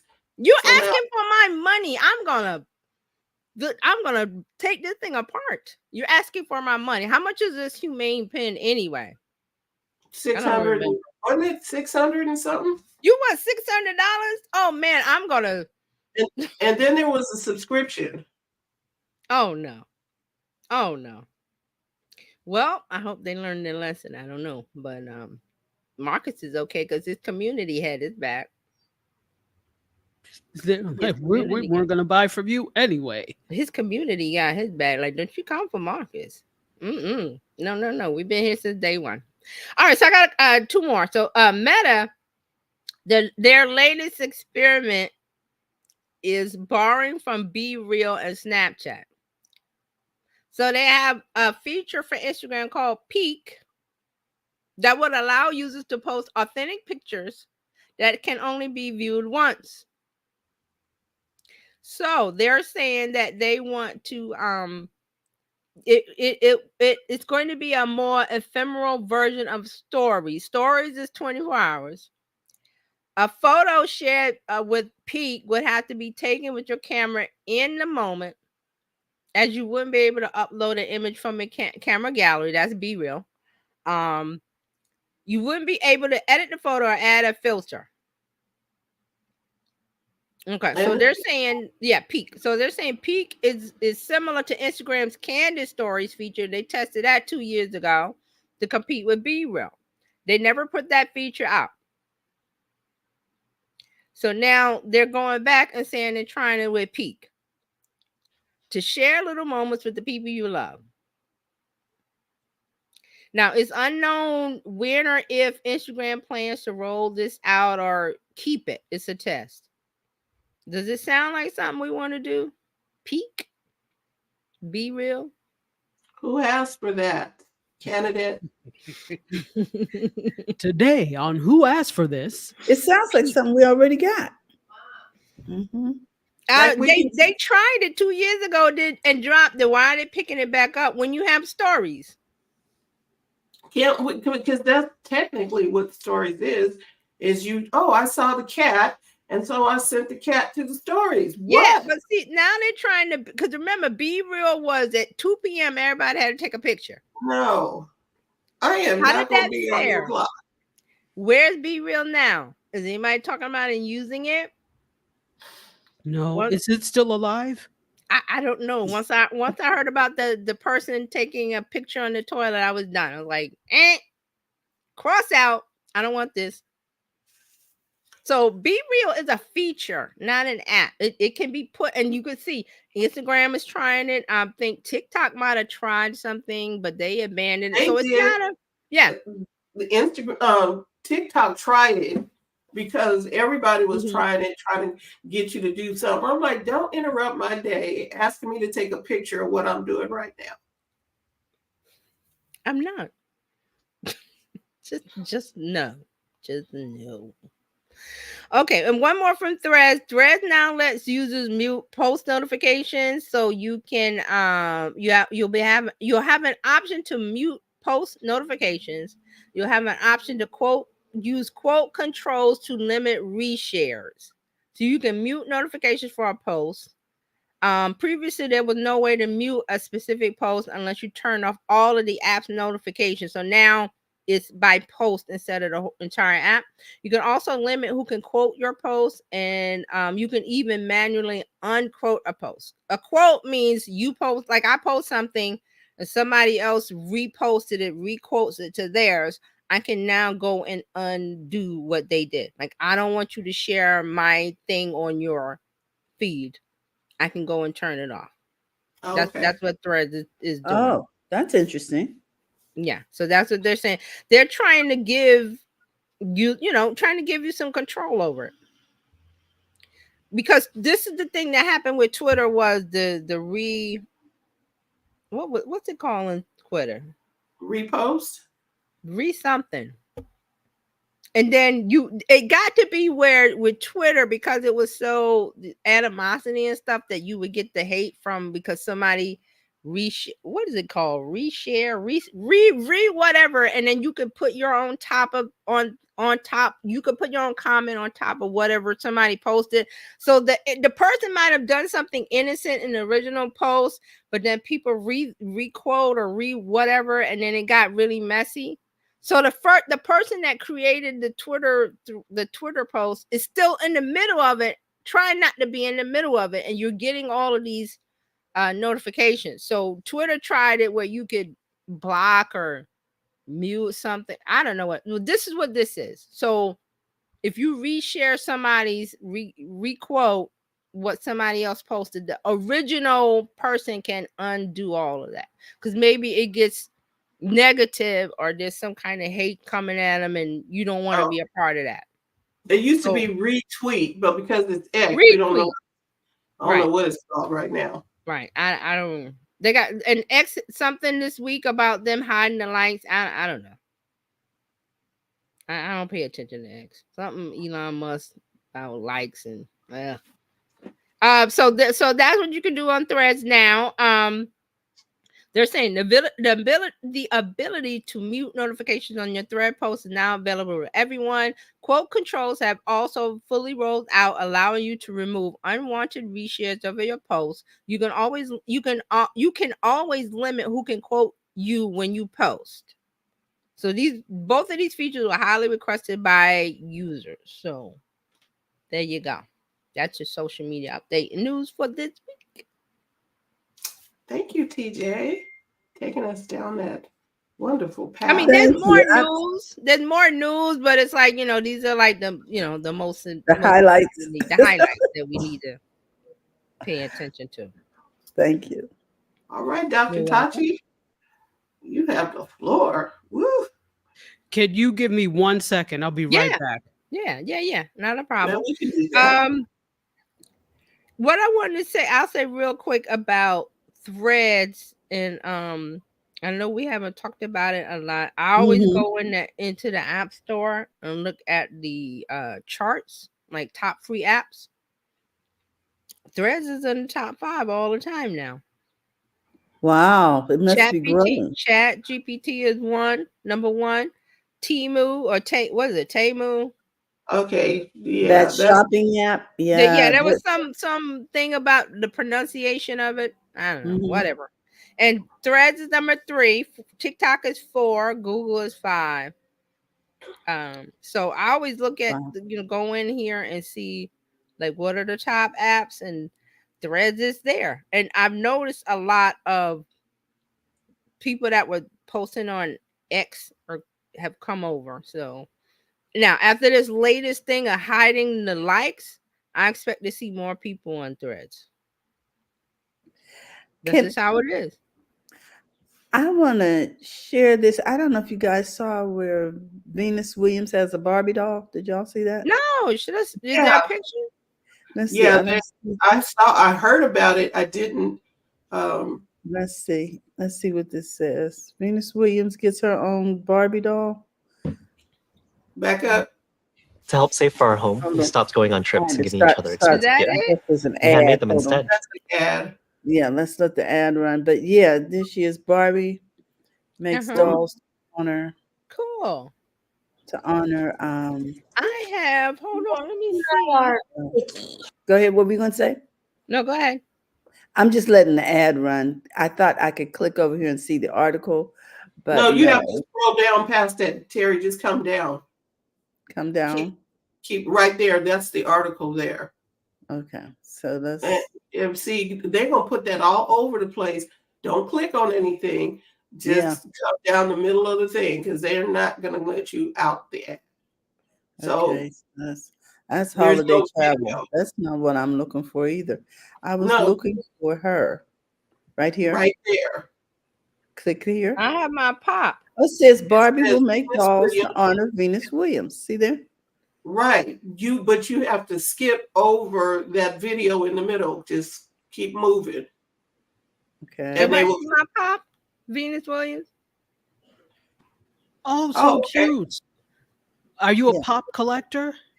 No, somebody in my house is. I was like, okay. I'm But I'm not going to really come out of here because Doc is back. Let's see here. Stop sharing. But I wanted you guys to be I aware got a Whitney Houston one too. that Venus now has her own doll. And when I went on Amazon, there was quite a few, and they ranged in price. I was like, whoa, okay. Collector's item? I guess so. Because my daughter does collect black Barbies. Oh, okay. Cool. Wow. There you go, Doc. Okay. Well, good morning, everyone. I am fit to be tied with Instagram. I just have to say that. It has given me the worst thing. First, I got signed out of 2 of my devices. So I'm like, and I'm still signed into one, but it's been annoying dealing with that. Yeah. Yeah. So I wanted to, before we start, I wanted to talk about or ask if you've noticed this, and I talked about this last week, this big push with advertising and the importance of advertising. It's always been important, but now looking at, if you've ever watched anything, if you've scrolled through social media, you're going to see ad managers. So Roku has an ad like where you could self-advertise your stuff. So Roku has one. Hulu has one. Now the latest one I saw, Game Show Network. Now I don't know if it's a full-fledged ad manager, but you can put ads now on Game Show Network. So this is interesting that this came across my computer because I'm like, wow. So now advertising is not just relegated to the big brands anymore. You as a smaller brand have a chance to put your brand, somewhere, because Disney is even doing this as well. Disney has this also. So now it's, I don't want to say democratized, but it's open to more brands, smaller brands and businesses to do. So I wanted to bring that up because I find it very interesting. Now, do you think there's going to be a flood of advertising, and how will this affect our programming? I'm just interested to know what you all think. I don't think there'll be a flood, but there'll be an increase. I saw this because it used to be Hulu ads, and then now it's under the Disney brand.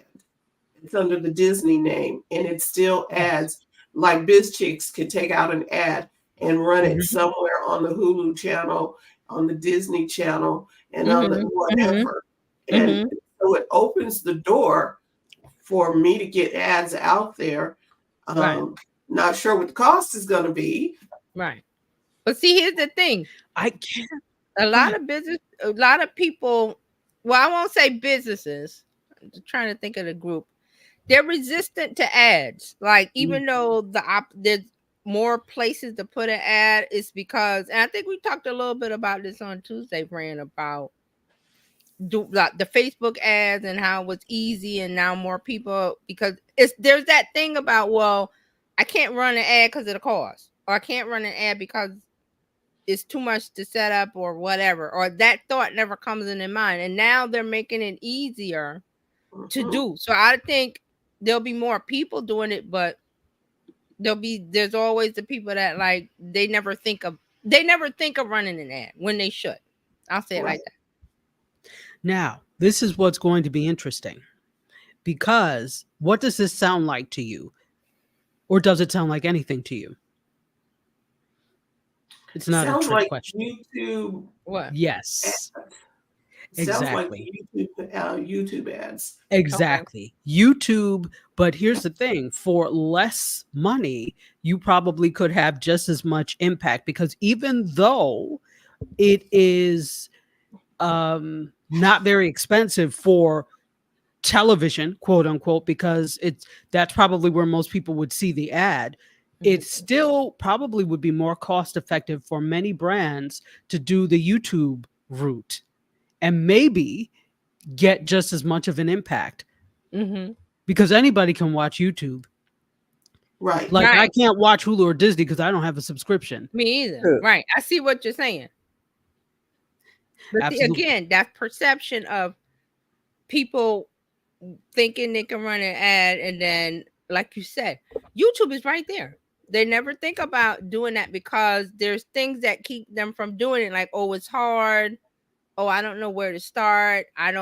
Isn't it expensive? Those kind of things. Exactly. It's probably with Google, a YouTube ad is way easier than do a Google ad. I'm assuming, because I haven't done a YouTube ad, but Google ads, ooh, that thing is. You know what? I haven't had a bad experience with Google ads. And as I was trying to do things, because I've done some things specifically on YouTube, and then I did a Google ad, obviously, for the network. So as I was starting to do those, I got a call from Google and talked to them. And they were talking about in fact, really, I'm supposed to have another call with them today. So we'll see. Yeah, that's the thing about Google. They will talk to you. Somebody will be calling and talking, and they want that ad money. Right. But on the other hand, Facebook they don't want to talk to anybody. They're like, here's your wizard. But Google will call you and talk to you and help you, and you get a specialist. Google will call you. And in my opinion, I've gotten so much more leverage out of spending money with Google than I have with Facebook. Right. Facebook was like, in a sense, a useless exercise. So what's going to start to happen is you're going to start, it's a constant trying to play catch up to things. So now these brands, the Disney / Hulus, the game show networks, the Rokus, they see what's happening with YouTube, and they're trying to replicate and emulate that, because they look at everybody that is cutting costs, letting go of staff. How are you going to make that money up? Probably through advertising.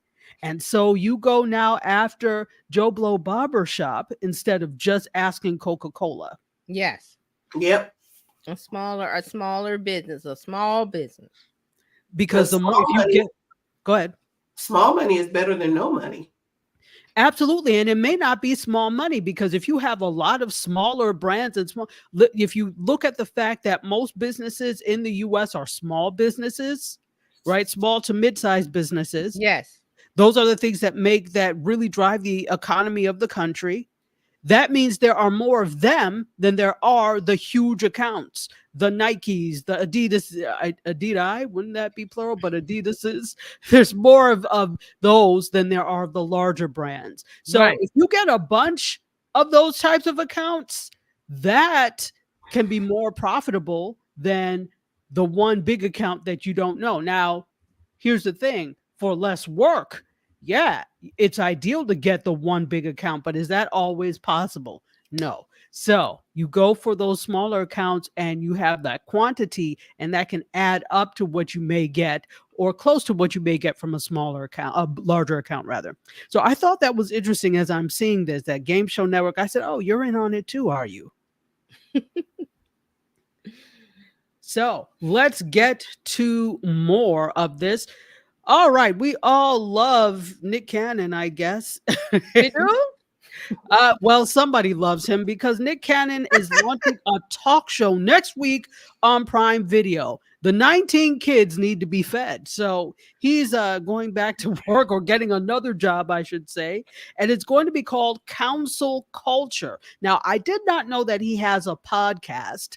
I mean, he is one of the hardest working people in entertainment, and rightfully so. As I said, he has about 19, 20, 22 kids, whatever, by 17 million different people, women. Wow. So he's got some, people to provide for. So he's got a podcast called Council Culture, and this show is going to be inspired by the podcast. So it's going to be on Prime Video and Amazon Freevee.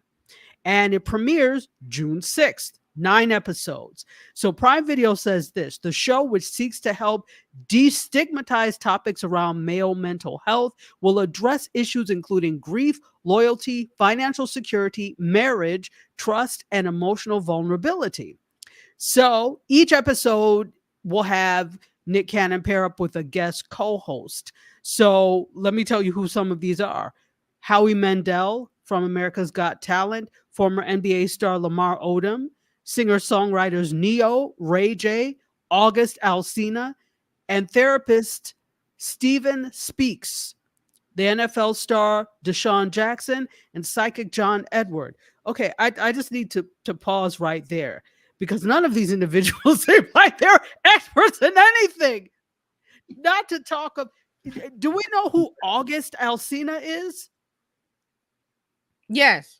That's this is the person that he's the situation. What the was entanglement. Yes, the entanglement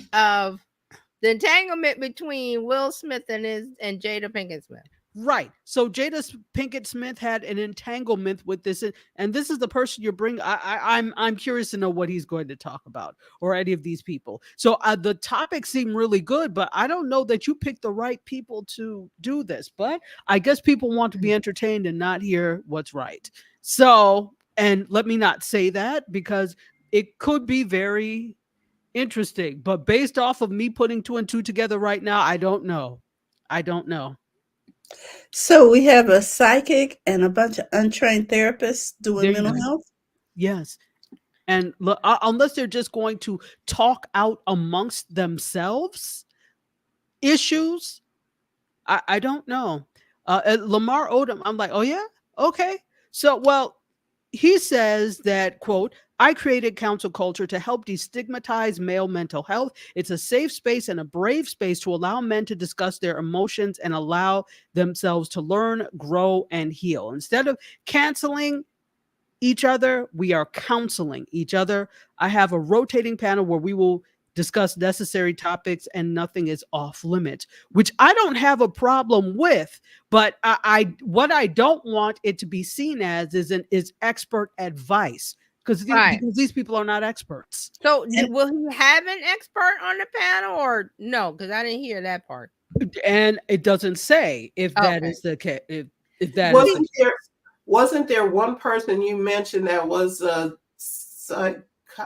Psychic, not psychiatrist. No, psychic. Okay, I know about the psychic, but who else? There was somebody. Oh, sorry. Yeah, sorry. There is one therapist, Steven Speaks. Okay, yeah, he's the only one with papers. Yes. Well, so they got somebody. And maybe with the psychic. It should be entertaining, though. I would like to know how men think. Yeah. Okay. So as long as he has a therapist on there to control, because this can get out of control if you don't have a mental health professional. And I was going to say that Oprah did this years ago on her show. She would have Dr. Robin, somebody, and the other dude that's now a big Phil. But she would have the appropriate professional medical person on. But what this does, yeah. Instead of it just being, okay, Nick Cannon and a bunch of people. But what this doesn't say is whether or not this therapist is going to be on every episode. Oh, It okay. says that he's going to be with a guest co-host each episode. Not that, and then this therapist will come out and deconstruct what was talked about. It doesn't say that. Now, I'm not saying it's not going to happen. Right.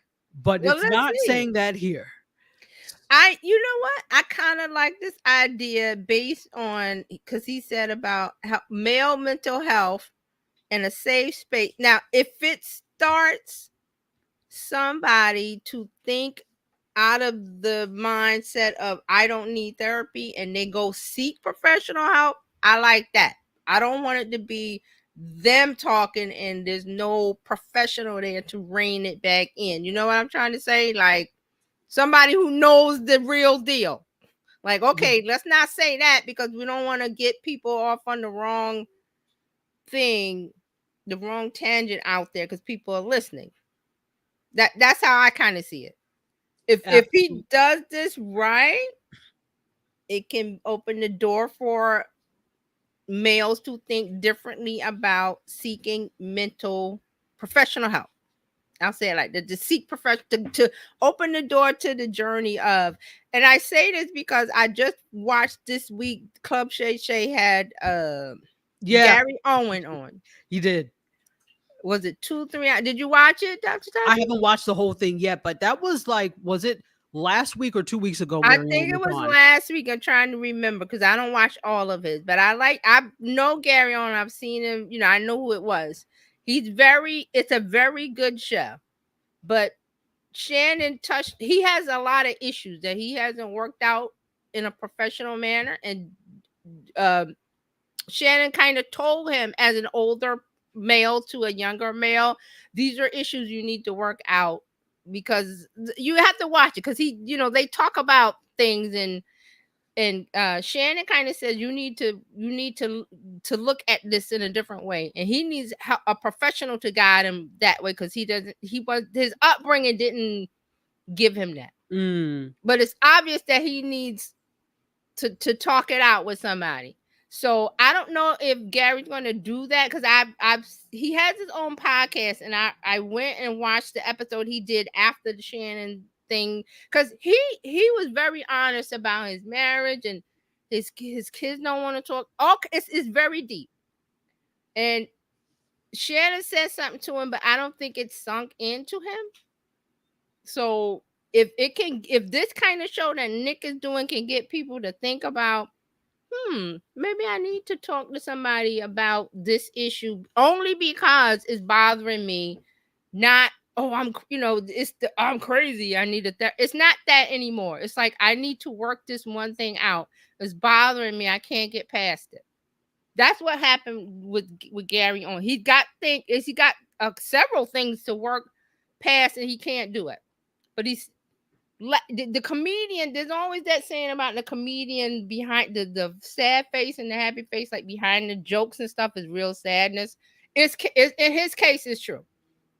But he puts on he's got the face of funny, like he's smiling and laughing the whole time. But you have to watch it. I was just like, really, it was a really good episode, and I think Shannon is doing some good stuff. So I think it'll be something for me to watch today as I'm doing some work. It's entertaining. I put it on and I didn't watch it. With this, I'll just put it on and do other things. But I was like, oh, okay. But you'll know when what I'm talking about when they get to the point and Shannon tells him. Okay. Shannon tells him exactly what he needs to do, but it's not sinking into him.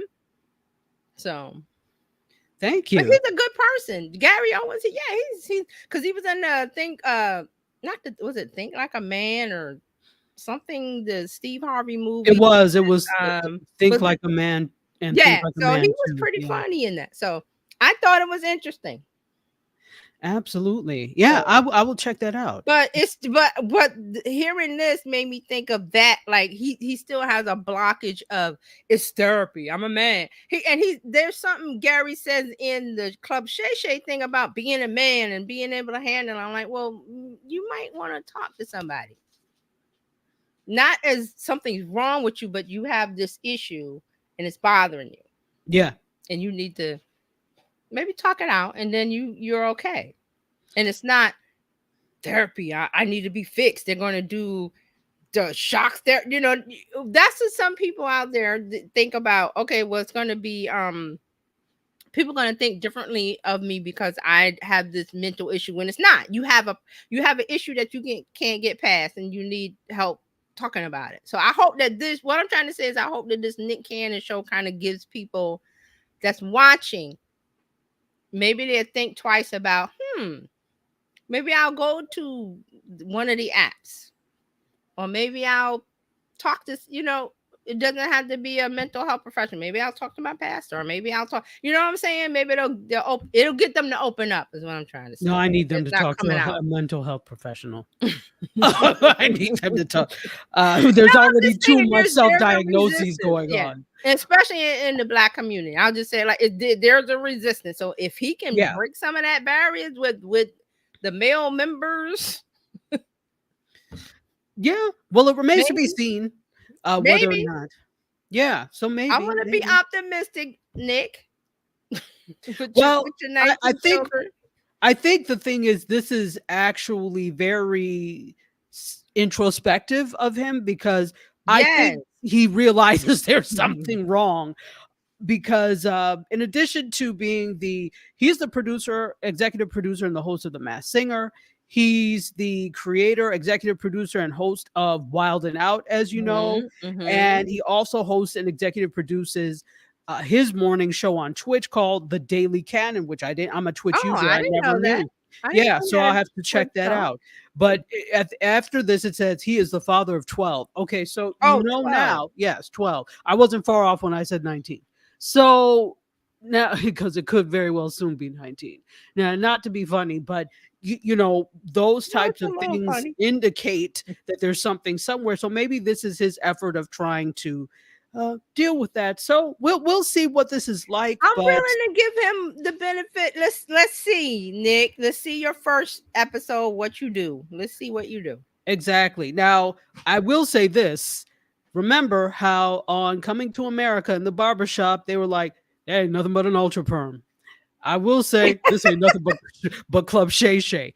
Does it not feel kind of Shay Shay? That's my first thought when you mentioned the story. That was my first thought. Okay, so, and I'm not blaming. It's not like Shannon Sharp created something that never existed before. But see, here it is. Speaking of Club Shay Shay, it's him. It's Shannon and how he talks to people. He's not a professional journalist. He's an ex-football player who's just talking to people. And that's why they come on and they say what they say. He doesn't make them say it.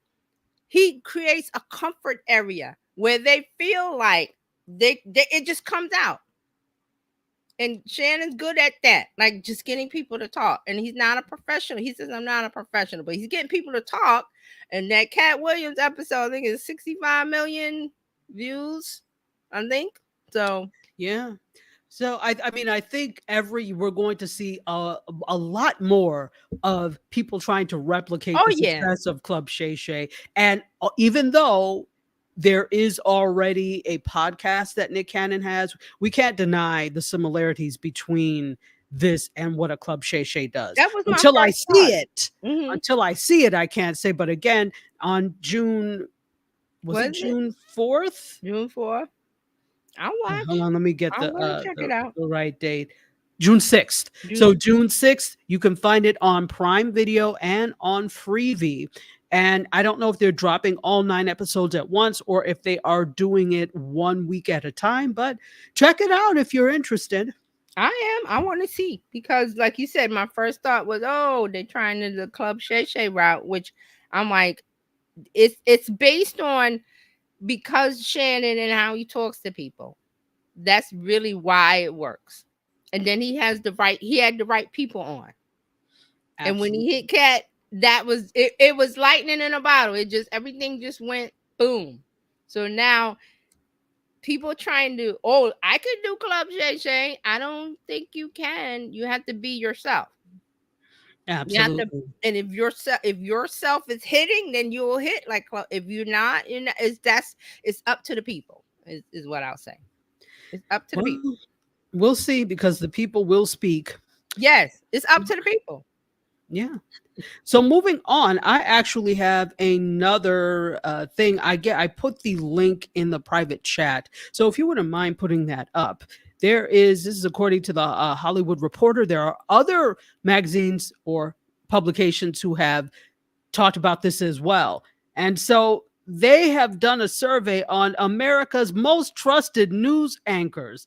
I'm very interested in this because there's already a quote mistrust of news and news reporting depending on who's doing it. So I think this was very timely. So It they is. have images with this. So I put it in the chat. So if you wouldn't mind putting it up, whoever, or maybe I can do it. I think Fran, do you have it? Fran, probably. Oh, there you go. Okay. Yeah. There we go. They all it's amazing how you could tell who's who.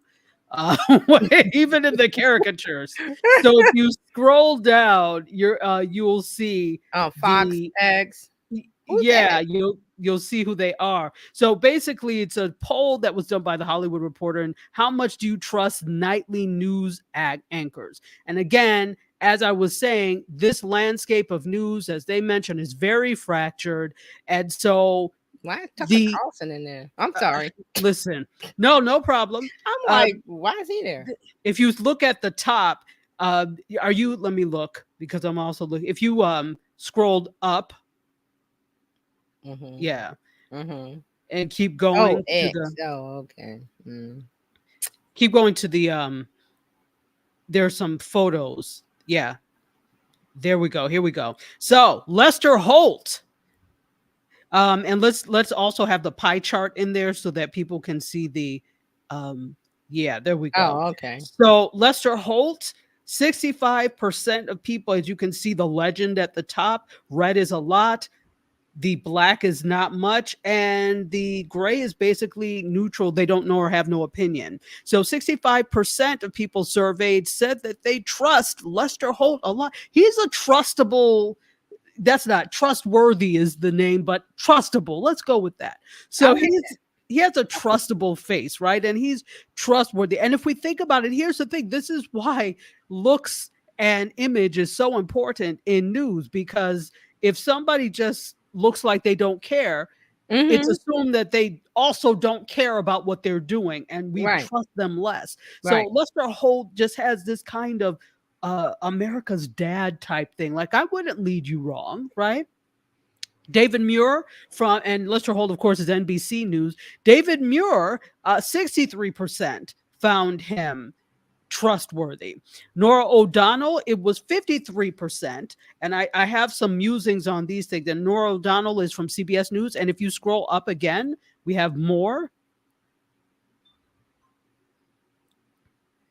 Okay, so if you scroll down just a little bit so that I can tell. So these are the morning show stars, just so you all see. Okay, now you can go back. So it's that same legend. Now, who doesn't trust Al Roker? Okay, he's just fun-loving. He talks about the weather. He's been a staple on daytime television, or morning, I should say, television for donkey years. Who doesn't trust Al Roker? So 64% of people trust Al Roker with their news and reporting. Look at Michael. All right, Michael Strahan. Yes. Robin Roberts, 64%, and she's with ABC News, as is Michael Strahan, 62%. And Michael's a newcomer compared to everybody in this whole article. Michael Strahan is the newcomer. He's a newcomer. Now, I cannot say for sure. I don't know if he majored in communication or journalism or not. Many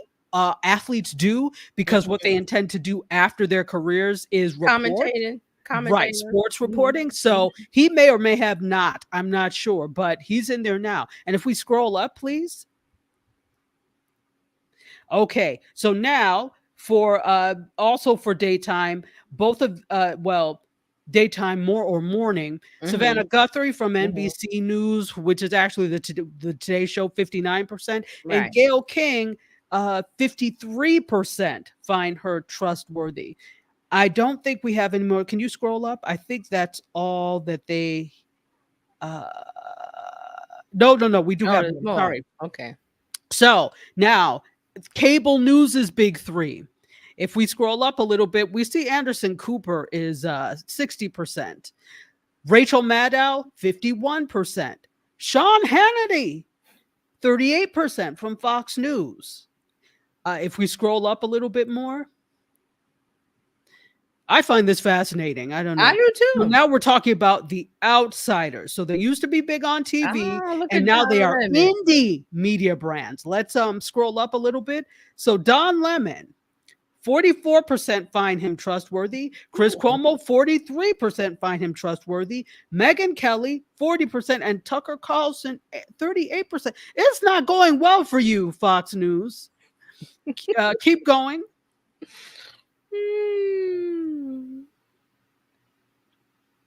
Okay, so now the secret weapons, they're not the face of their network, but they have a lot of trust, right, where they are. So if you scroll up, and this is true, Chris Wallace from CNN, 60%.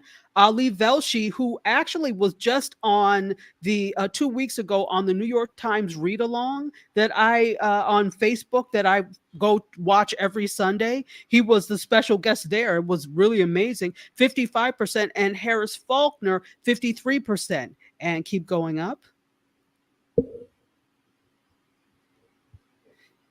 So I hope you are okay. The wild card. Here we go. Keep going. Jon Stewart. The Daily Show. Jon Stewart from The Daily Show.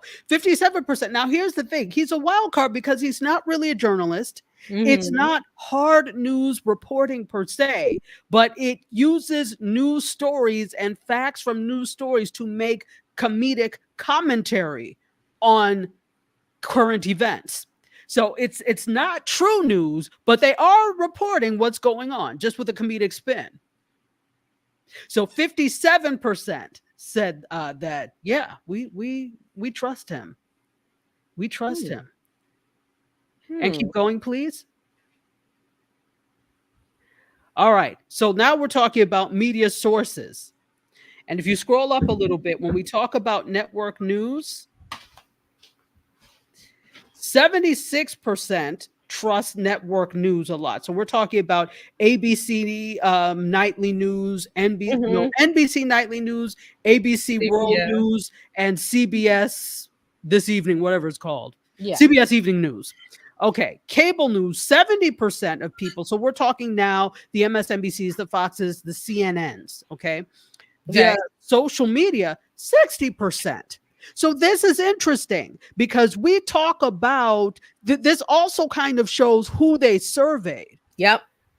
This really indicates who they surveyed because it wouldn't be as low as 60% had they had a younger demographic. I need to look at the demographics of who they surveyed, but chances are it skewed a little bit older.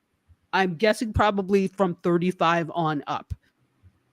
So that's very interesting because this to me really shows that the people you surveyed watch television news. Yep. I was going to say that this is TV watchers. And Right. who are TV watchers? Older. It's older. They are. And you could say, well, the point of the survey was to see who was the most trustworthy. But then if that was the case, then why did you include social media? Who was the most trustworthy in, like, for example, broadcast news or whatever, or television news, people could say that the point was that. But if that was really actually a point, then they should not have had social media in there. Yeah. Even though all the big ones also have social channels and report that way as well, those are probably not the accounts that true, pure social media users are following, right? Unless they happen to be journalists or interested in news. But this, again, the big thing is that they probably did not interview or survey a lot of younger users. Scroll up for me, please.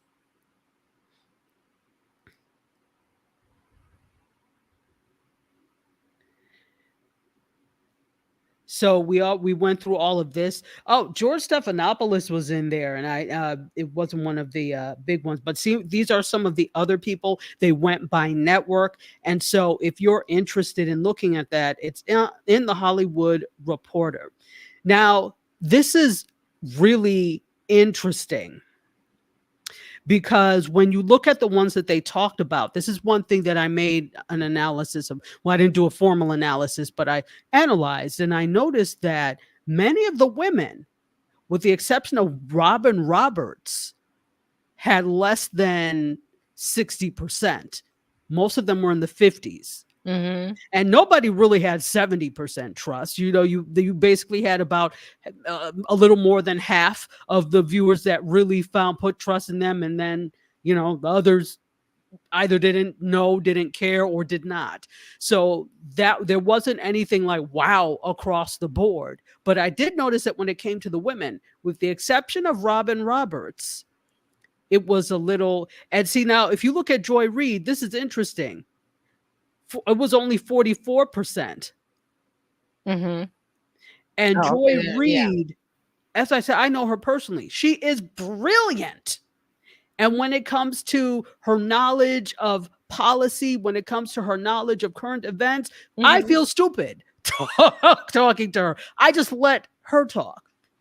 She's brilliant, but it's interesting. And again, this is MSNBC these are all MSNBC in general, I think. But it's interesting when you look at the top ones that they had, that the women tended to have less trustworthiness. And so that kind of still speaks to the point. I would have to look at what their assessment was on this, but to me, this kind of still speaks to the point that men are trusted more when it comes to news than women are. And now we have to look at this. Robin Roberts, even though she is a journalist, what is she on? Good Morning America. Usually the morning shows, they're not hard news. They may have a hard news segment, but for the most point, they're morning, they're entertainment, so you're not doing a whole lot of hard news, but the ones that were doing hard news, like Rachel Maddow, etc., they were all in the 50s. So it really goes to show that if you are a woman, it is still a road up, a hard road up to get the respect that men have in the news industry. So I found this whole thing very interesting. It is. What I noticed was that they said that the national sample was 2202 adults, but they didn't break it out by age of adults. That's right. what I would like to know. But they talked to 2200 right, they didn't break adults. it down. Yeah, what age of adults? How did they contact them? Was it by phone? Was it by this? So I would like to know that. But I didn't see. They didn't share that. So They did not share I also did not see the full, hold on. Yeah, they have at the bottom of all of this and the full source document for top line and crosstab results. What I would have liked to know is, about the sample. Where did they gather them? Who is this sample? I can already tell it wasn't younger people because of what the social media results were. Right. And also they don't watch network news like that unless they're, with an older family member or different. So that's why I was like, it's just 2200 adults. Like, okay, but can we get a breakdown of the adults? But they didn't do that. So, but it's like you said, you can kind of tell like how they treated the social media aspect. Also, we already know that Gen Z does not watch. They do not watch nightly news and news shows like that. They get their stuff from TikTok and Snapchat and on Instagram and stuff, news sources. And another thing is that these news organizations they're on TikTok, they're on social media, but they're not there with custom content. They're just like CBS mornings. They'll just take whatever the video and just chop it up. Like, okay, but that's not why. If you're trying to get Gen Z, they don't watch that. You have to make custom content for TikTok. So they would have to have the anchors do something like during the break or whatever, but they're not doing that. So most of them are, and it's the lazy way. They can say, well, we're on TikTok, but you're not really there. You're just repurposing stuff, which is not going to get Gen Z to watch your show. Not at all. They're using it in advertising. Absolutely. That's how it works. There was something else that I noticed too that I wanted to bring out with this. So we noticed that Fox News didn't do very well. Tucker Carlson is no longer with Fox, but Right. at one point he was. And then I can't remember the other Fox News anchor, but the conservative news anchors, I should say, they didn't fare too well. So that could be one of two things, which is why I need to know more about this sample. That they actually really didn't do very well. And the 33% of people who trust them is more reflective of what the entire population thinks than the segment of people that watch things like Fox News. You know, when we hear narratives, it's overwhelmingly, well, they're coming together. They're all going to mess up everything. Democracy is at stake because of these news agencies, when it may actually be a smaller percentage of it that most people are not watching it, that it is I shouldn't say of just a fringe, but a smaller percentage of people are watching things like Fox News and One America News and some of these other more conservative networks than we actually think. That could be one thing. Number two, we don't know, because they didn't say, where this survey was taken or where the sample was taken from. This is the Hollywood Reporter. Did you just send people out to survey on the streets of North Hollywood? If so, yeah, you're probably going to get these types of results because Hollywood tends to be more of a liberal town. So you have to say where you got this information from, because that's why it could be one of two things. Conservative news is not as powerful as we think, or they gathered in a place where conservative news is despised, and so that's why you got the results. So interesting nonetheless. No, it is very interesting. Thank you. Absolutely. And that is actually what I have for you today, because I knew I wanted to go through this thing. So those are the three stories I have for you today. Is it just three? Yeah. One, thank two. There was just two, actually. So yeah. This was good. Yeah, I agree. It was really interesting. And I watched some of those people. I like Rachel and Joyce Rachel Reed, Maddow, my mother's favorite. Miss Reed, I like her too. Yeah, she's good. Absolutely. Yeah. Thank you. Sure. And we're done, right? Yeah, I'm done. Oh, that's go for friends on camera. That's my understanding, guys. Well, I just want to thank everybody for tuning in today, coming in to watch Tech Life Weekly. I want to thank all our contributors. My heart goes out to you because I know the time it takes to find these articles and then the bravery to come in and share. Thank you again, Terry Johnson online everywhere if you're looking for her. And you can find Dr. Tachi over there on Indie Soup, our new TV channel. And we just want to thank you for all that you do.